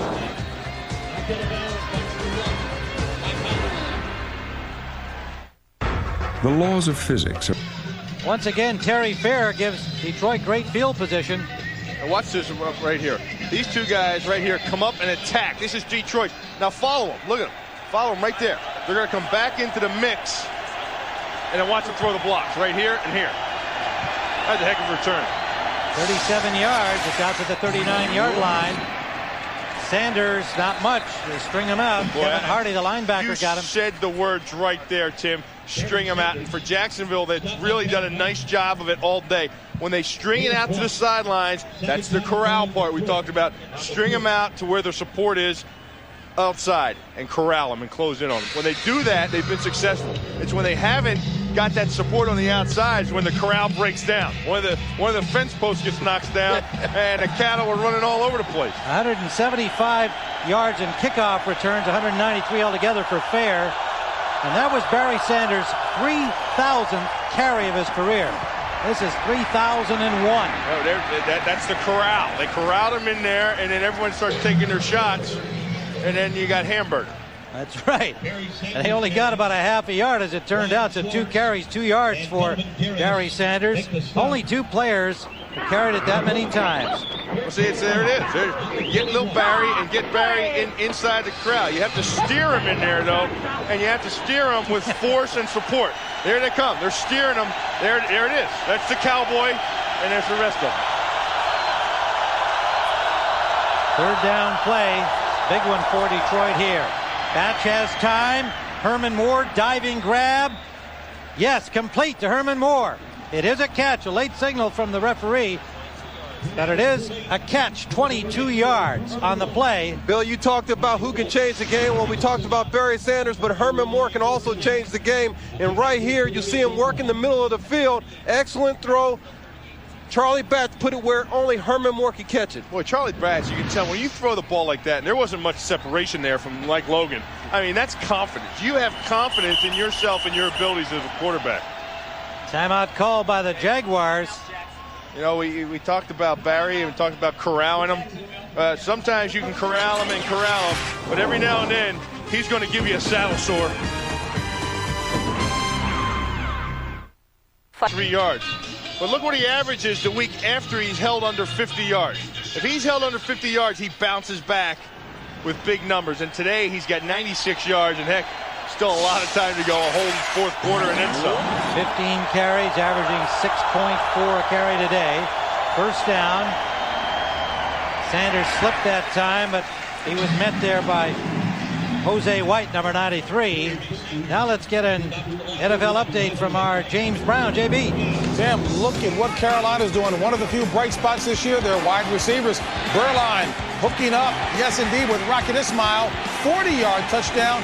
Hey, Ronnie, they're now within a touchdown of San Francisco. That in the fourth. Falcons on top of the coach. Back to Tim, Bill, and Ronnie. Oh, man, he gets on that 49er case with you, Ronnie, I know. JB, don't worry. We don't fold under pressure. Second and 10, the ball batted down. And Charlie Batch had the presence of mind to get a piece of Tony Bracken's. Worried that he might have that ball fall right in his hands with only the end zone in front of him. 2 smart plays, Bracken's and Batch. Here's the rush. Here's Bracken's up top working on Roberts. He takes the inside. Barry doesn't get a piece of him, and there's the tip. Now watch right here. Batch. He pulls him down because Batch has no idea where that ball is. That ball could be hanging up in the air high. Bracken's had time to run up underneath it and get it. That was heads up on Batch's part. It's only an incomplete pass as it turns out, but it's 3rd and 10 at the 39 of Jacksonville.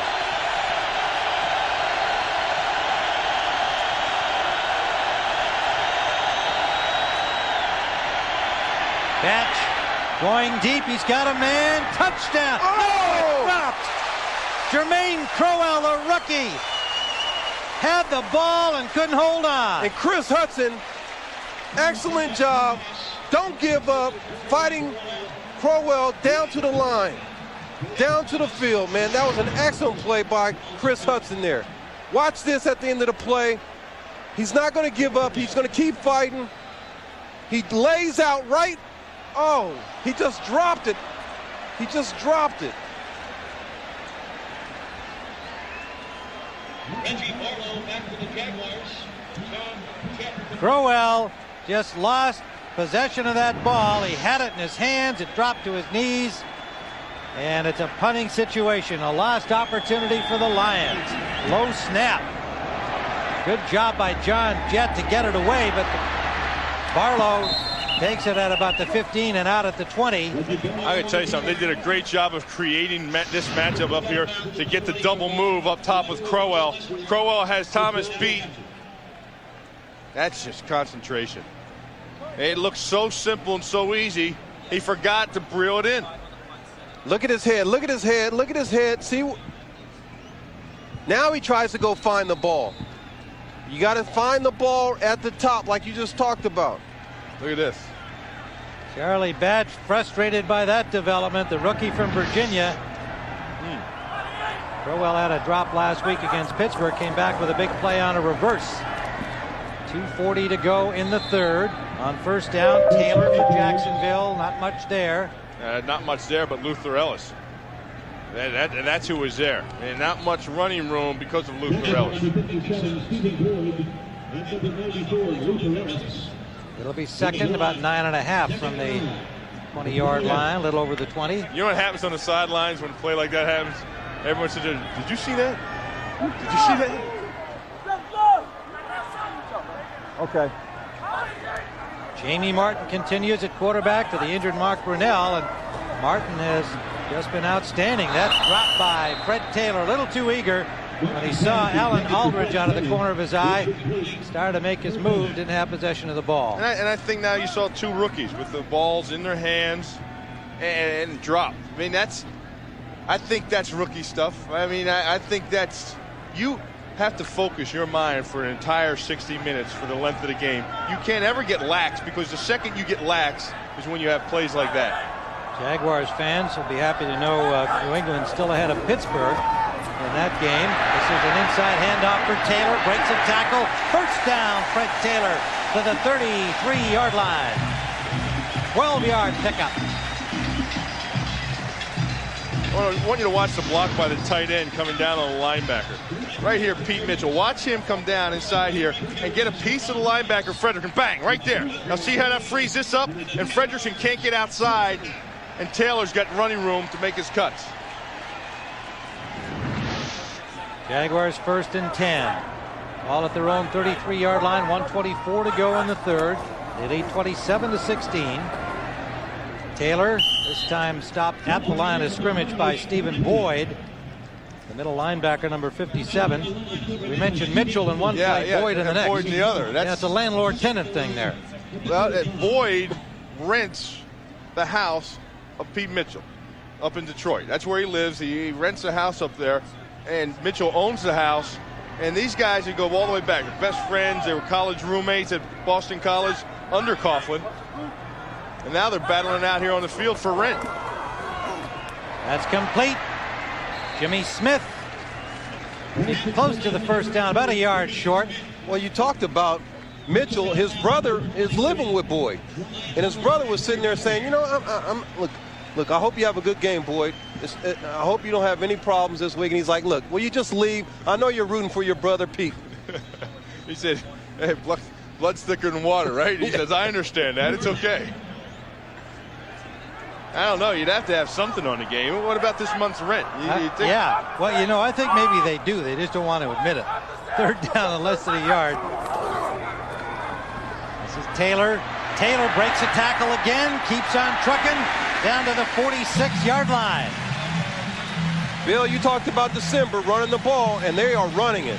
Well, and I also talked about December coming to Florida. And I think you get tired when you're a defense and you come to Florida. Watch 53 Frederickson. He has Taylor in the backfield right here. Look. Boom. Nothing. And I think that's due to playing all the time and going, and you're out there on the field playing in this heat and humidity. You're not used to it in December. Well, that's the end of the third quarter in Jacksonville with a score of the Jags 27, the Lions 16. Fox NFL Sunday continues after this. Except for the first two plays, because that's when Mark Brunell went down with a sprained ankle on play 2. And he completes for a first down here to Jimmy Smith inside the 25. You know, we talked about coming down here in Miami, into Florida, coming down here, and how hard it is for a team. Because we talked about the pass rush. I don't care who's playing quarterback. If you can sit back, you can get 1, 2, 3, 4, 5. Look, and still nobody around them. Ronnie, I don't know how well you throw the ball, but if you got that kind of time, you could throw it pretty darn well. Jamie Martin connects again, a 22-yard gain, and this is Taylor. Taylor has carried 25 times, and that gain of 2 will give him 136 yards in this game, a career high and a team record. Bill, you know what?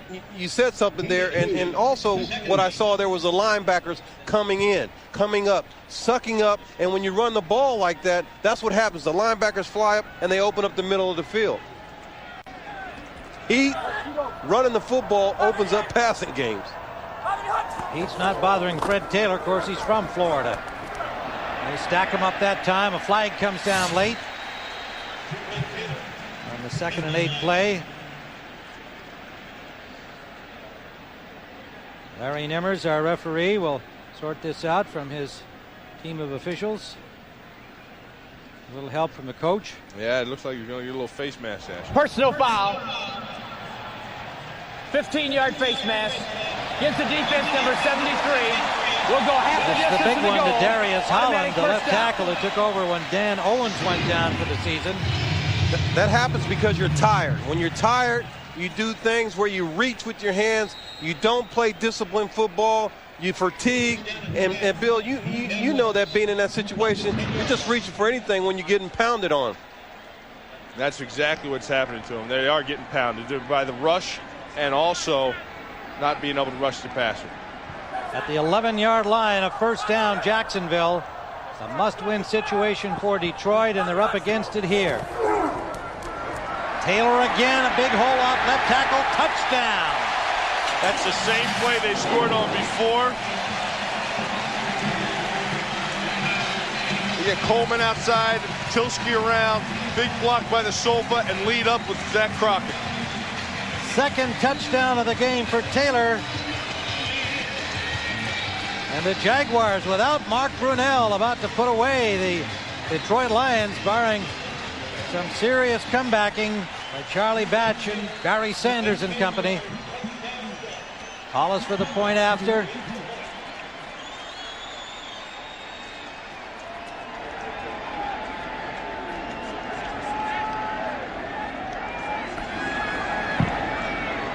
And it's good. Jacksonville 34, Detroit 16 with 13-13 still to play in the fourth.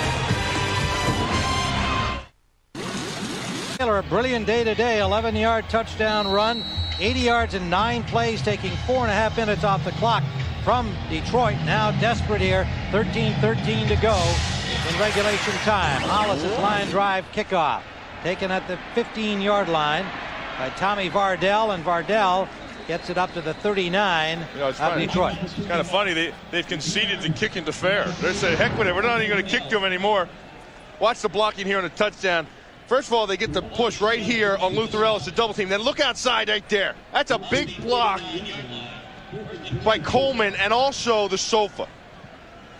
Ben Coleman, who said, I don't mind going in at left tackle for the injured Tony Boselli. I think I can play there. He's had a little bit of experience there before. Coleman had a big block, knocking Fredrickson off the line, and also Damon Jones, the tight end, sealed off, and then he brought in Zach Crockett to lead it up. Coleman was a left tackle at Wake Forest and played a little there for Arizona. He's done a good job. Batch squirts out of there. A flag is down. He connects with Moore. Herman Moore with a move. Moore spins his way inside the 30, but a flag back in the backfield. A 33-yard play. What a play by Charlie Batch. You know, the reason he had time to make that play and duck and dive and squirm around back there, I believe they're bringing this thing back for a holding call.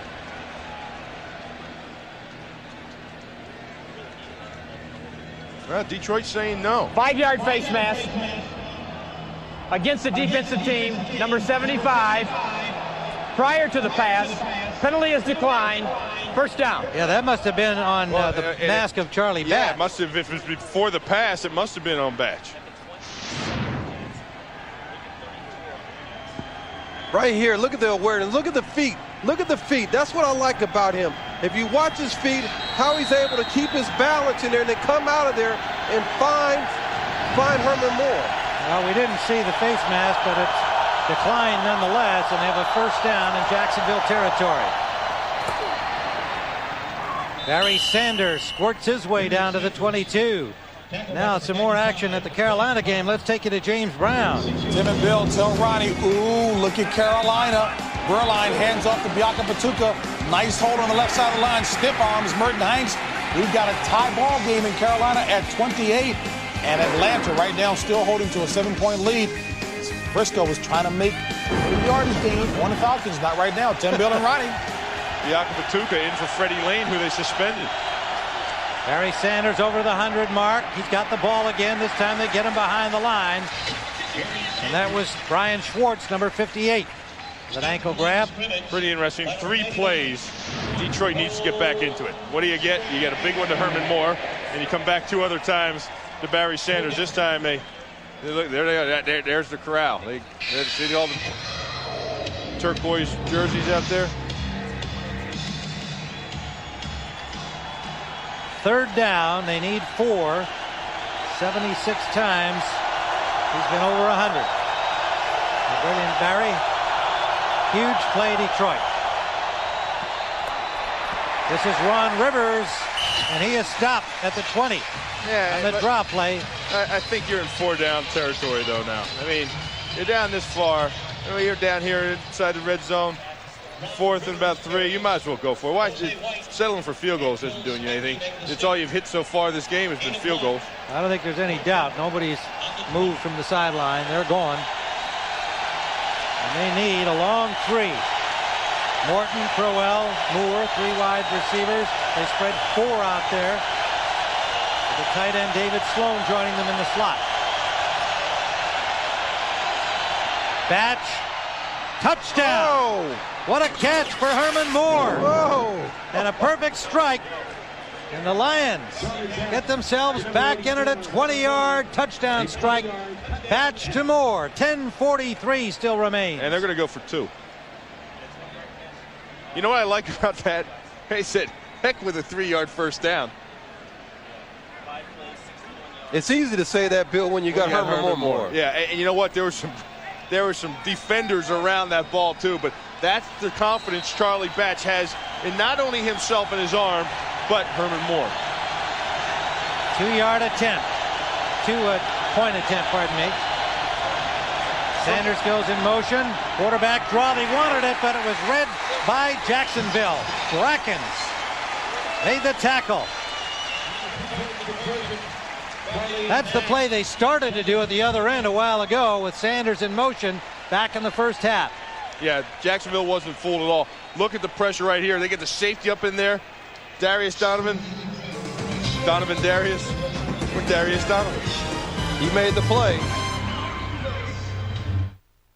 Right here, you can see Herman Moore go up and just take the ball. But, Bill, we talked about big plays are made by big players in December. I'll tell you what, you think about big plays and big players. Just go back to that drop pass of Jermaine Crowell.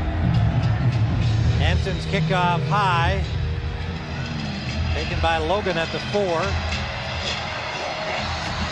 Logan takes it back into the middle of the field and is dumped at about the 27, 28-yard line. 25-yard return. Mike Logan. And if you have this catch right here, be a heck of a different game right now. That was Jermaine Crowell, the rookie from Virginia, dropping it in the end zone back in the 3rd quarter. Bill, you talked about it. 30 to 34 game. Yeah, you talked about playoffs. Look at this right here. If you see on the screen, that's the thing that you mentioned. every game's a playoff game, and everybody's got to make big plays.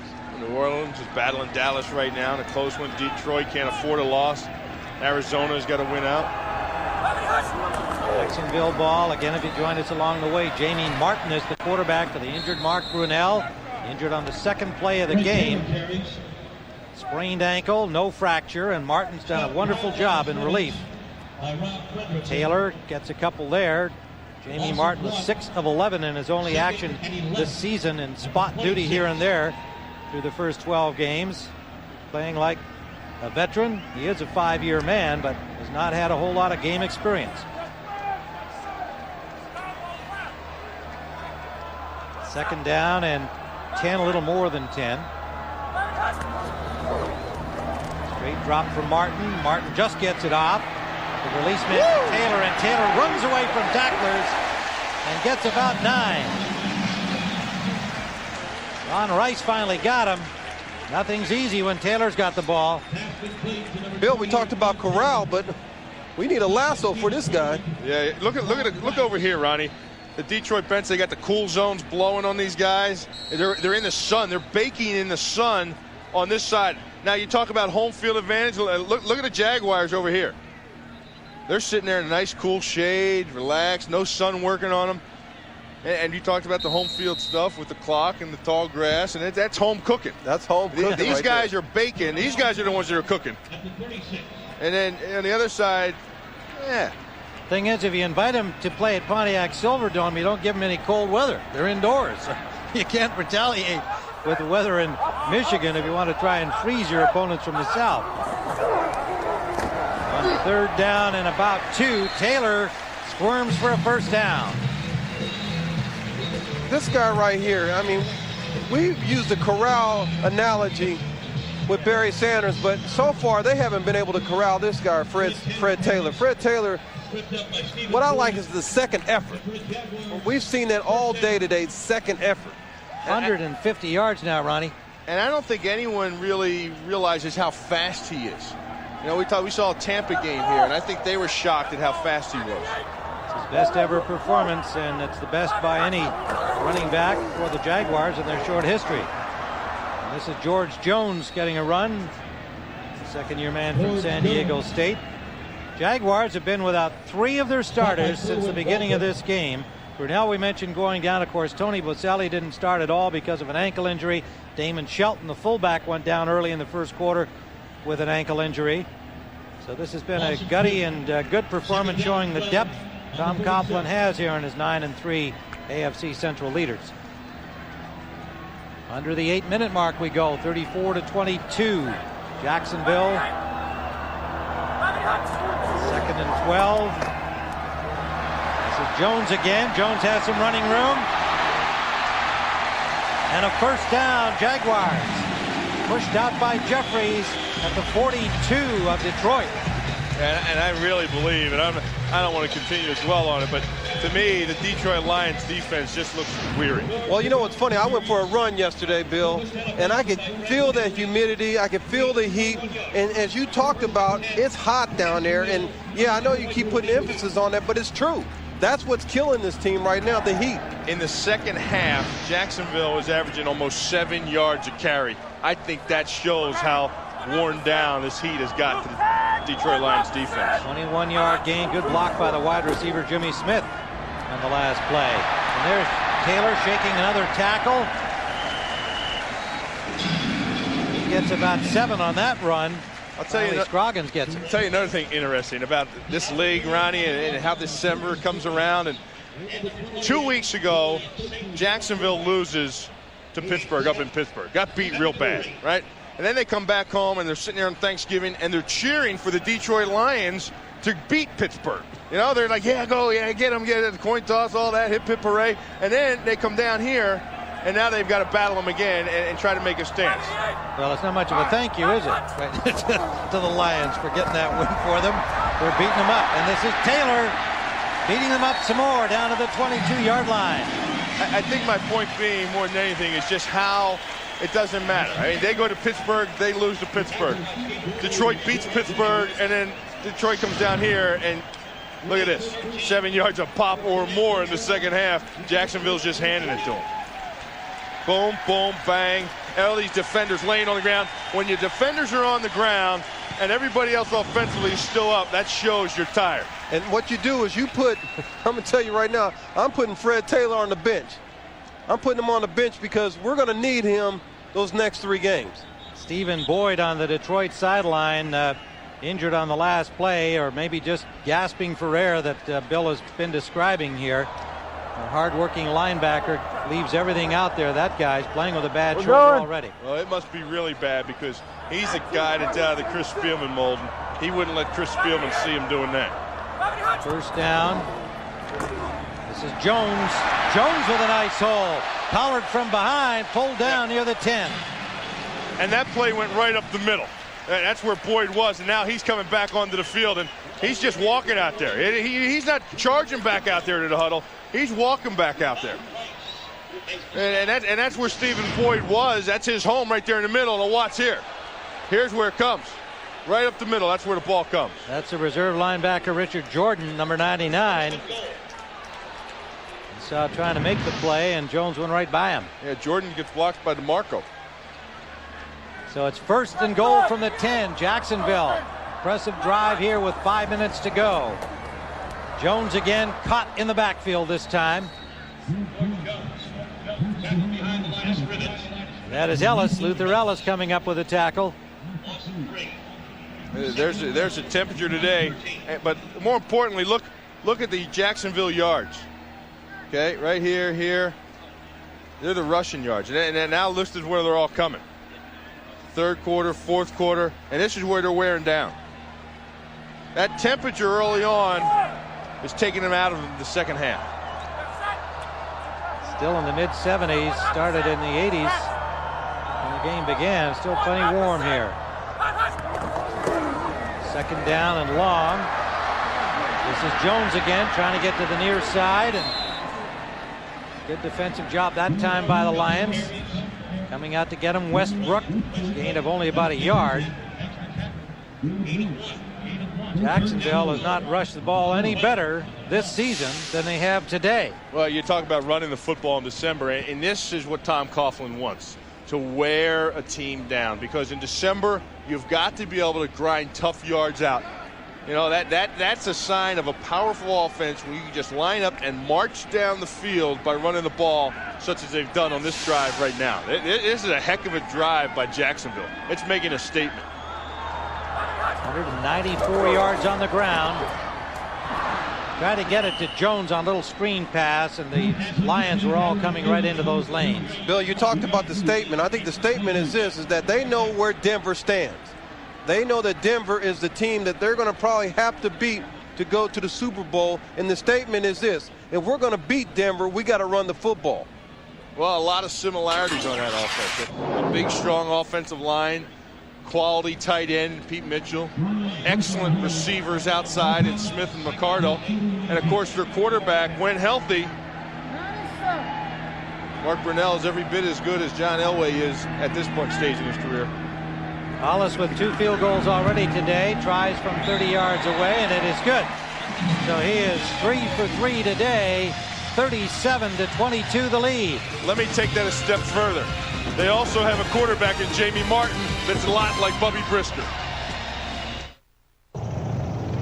How does it feel to drive? Bill, 52 yards. Hollis's 30-yard field goal, 61 yards in 12 plays. Kickoff rolls into the end zone and right through. 7:21 taken off the clock. So precious to Detroit. 3:15 to go. Jacksonville in control. And one without you. Baselli shot back, hey, last year we were 2-0 without you. On first down, Charlie Batch intended at the right side, left side, pardon me, for Morton, and that is incomplete. So in other words, the Jaguars, when Baselli's not there, are going to be 6-1, and when Brunell's not there, they're 3-0. And you know what? I like that. That's depth. That's depth, and what that is, that's good coaching. That's good coaching. Palmer, the offensive coordinator, Jerron, the defensive coordinator, and Coughlin, the head coach. Second and 10. They're in overtime there at San Francisco, Carolina. Batch rushed, had to unload quickly, trying to get it to the tight end David Sloan. Incomplete. I think if you were going to tell the Jacksonville Jaguars 2 areas they needed to improve on in December to get them through the playoffs, it's getting after the quarterback and running the football consistently to give their offense total balance. And if that's just a stepping stone today, they've made one heck of a jump in both those aspects. 3rd and 10 for Charlie Batch. 3:06 to go. Jacksonville headed to a 10-3 mark, leading the AFC Central. Batch forced up into the pocket, hits David Sloan for a first down to the 32-yard line. Another very professional move by Charlie Batch. 13-yard pickup.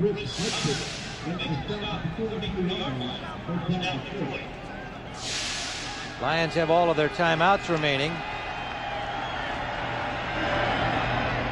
Ball a little bit low, intended for Stabline, Brian Stabline, and it is incomplete into the dirt. And Jacksonville has too many guys on the field. Flag down out on the far side. And so the hurry up caught Jacksonville on a personnel change, and it cost them. The defense had too many men in the field. That's a 5-yard penalty. Repeat, first down. Batch over the 200 mark passing today at 2:05. Well, there it is right here. So you're trying to hustle off the field because they rotate those linemen around so much. That's Eric Curry. They weren't sure who was on there. There's a guy right there, too. That was Jose White. So they're rotating the defensive linemen, and when they went no huddle, no one knew how many they had out there. 1st and 5. Sanders cuts it back inside, gets a couple to the 40.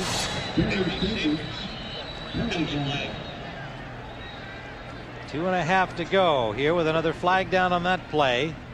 The defense, I think he got it again. Again had too many men in the field. They sure did. That's a 5-yard penalty, and the 5-yard will result in the first down. Barry Sanders and Herman Moore will do that to you.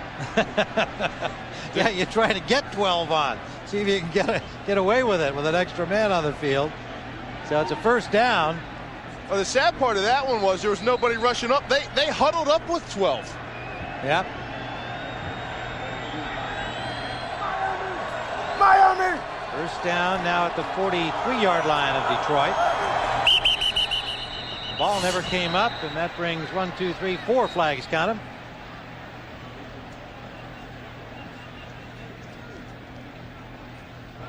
False start, offense, number 64, 5-yard penalty.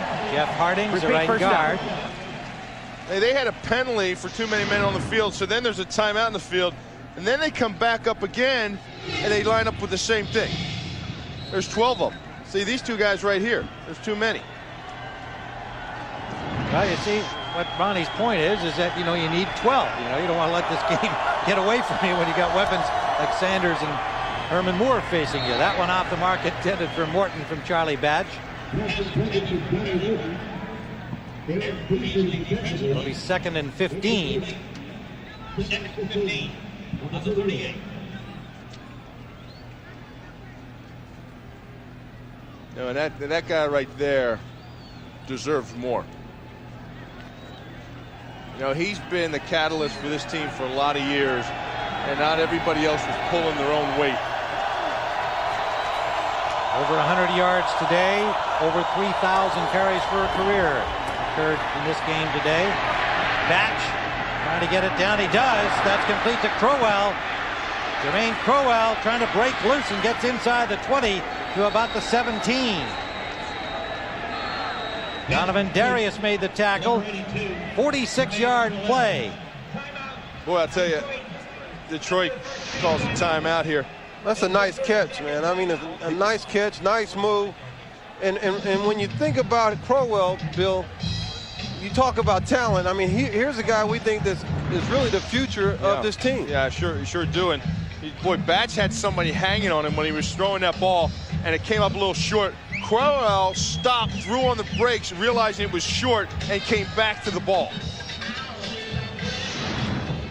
Watch Batch, he steps up here, and just as he throws this ball, he's got people draped on him right here. So the ball is underthrown, And then downfield, good awareness by Crowell this time, I might add. Good awareness this time on where the ball is, and he comes back to the ball to make the catch. You know what's interesting? We talked about Moore, and we talked about Sanders and Crowell. You know, Johnny Morton hasn't had a catch since early in the first quarter, I think. Yeah, you know, that is interesting because Johnny Morton has been really the catalyst and been the consistency of this group. First down, Lions. Batch for Tommy Fardell. He couldn't hold on as he took the hit. That was from Westbrook. From Mike Logan, pardon me, the other 32. Jacksonville 32. Mike Logan, good hit, broke up the pass. Well, today, coming next on Fox. I look at Katarina Witt in a different light now. And not going there. 2nd and 10.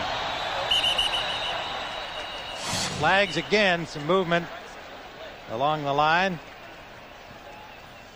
A different light.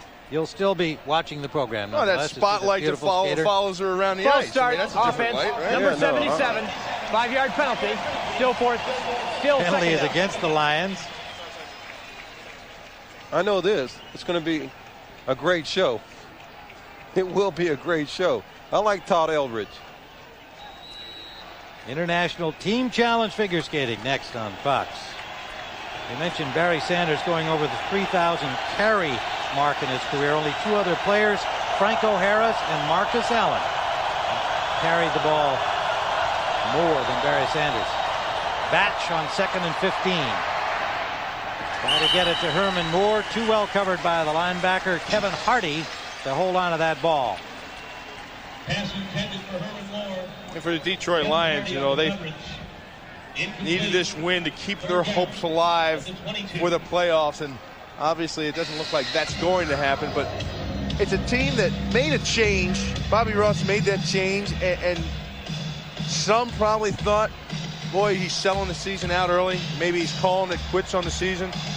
But everybody close to the organization, the coaches and players as well, believe that move from Mitchell to Batch was the right move for this football team. Pressure on Batch from the blitz. He eludes that. Pumps once, takes the hit, and throws it away. That was Brackens getting the tackle on him finally. We've reached the 2-minute warning. 1:55 on the clock. Jacksonville 37, Detroit 22. Fox NFL Sunday is brought to you by Miller Lite. Go, and in this cat fight here in Jacksonville, the Jaguars are about to head to their 10th victory. 4th down, last gasp for the Lions of Detroit. Batch will not get the pass away. Yet another sack, and that is Ronaldo Wynn. And Bryce Paup in there as well to create that thing. And I'll tell you, that's the 2 areas I really feel that Jacksonville improved on. That's the 5th Jacksonville sack. And that's by far the high for the year in one game. Right there, Bryce gets a piece of them, and then Ronaldo Wynn gets the push up the middle. And that's when pass rush is effective, when you get the outside rush and then the inside push.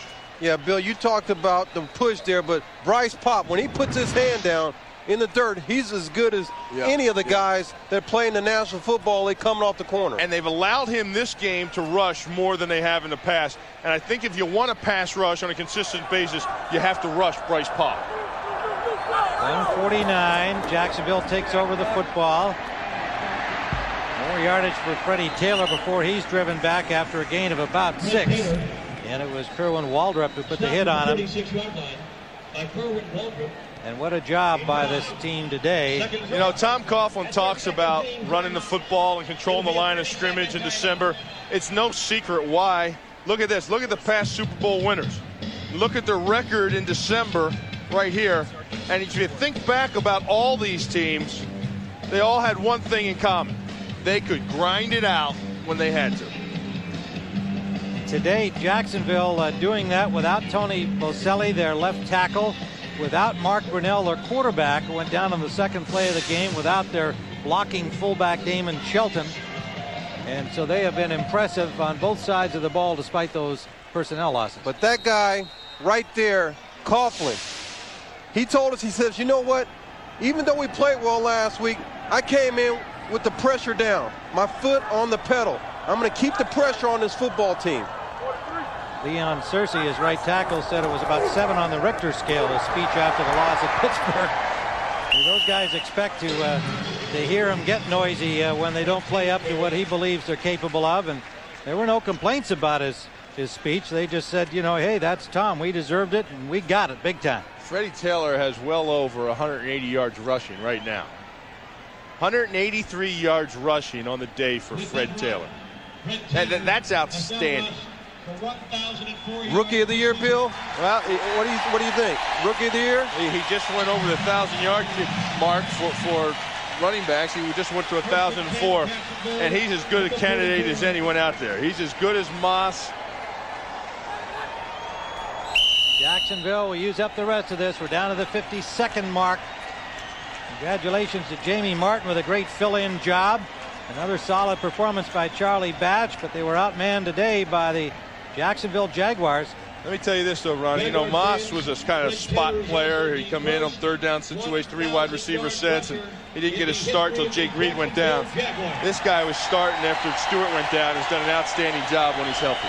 Yeah, I like this kid, and the thing that I like about him, we talked about his second effort, but what I also like about him, he's given another dimension to the Jacksonville Jaguars. They wanted their running game to come alive. Well, Fred Taylor answered the call. So did the offensive line in front of him. You can see Jermaine Crowell congratulating Fred Taylor, 2 outstanding rookies in the NFL this year. Fred Taylor had quite a day, as did Jamie Martin, as we said. So Jacksonville now moves to 10-3 atop the AFC Central. I think the biggest concern has to be for the health of Mark Brunell. They're 1 game away from division title. 37-22, and we'll have our post-game show with JB and company coming up. You stay with us here on Fox. For Ronnie Lott and Bill Maas, I'm Tim Ryan saying so long. The final score, Jacksonville 37, Detroit 22.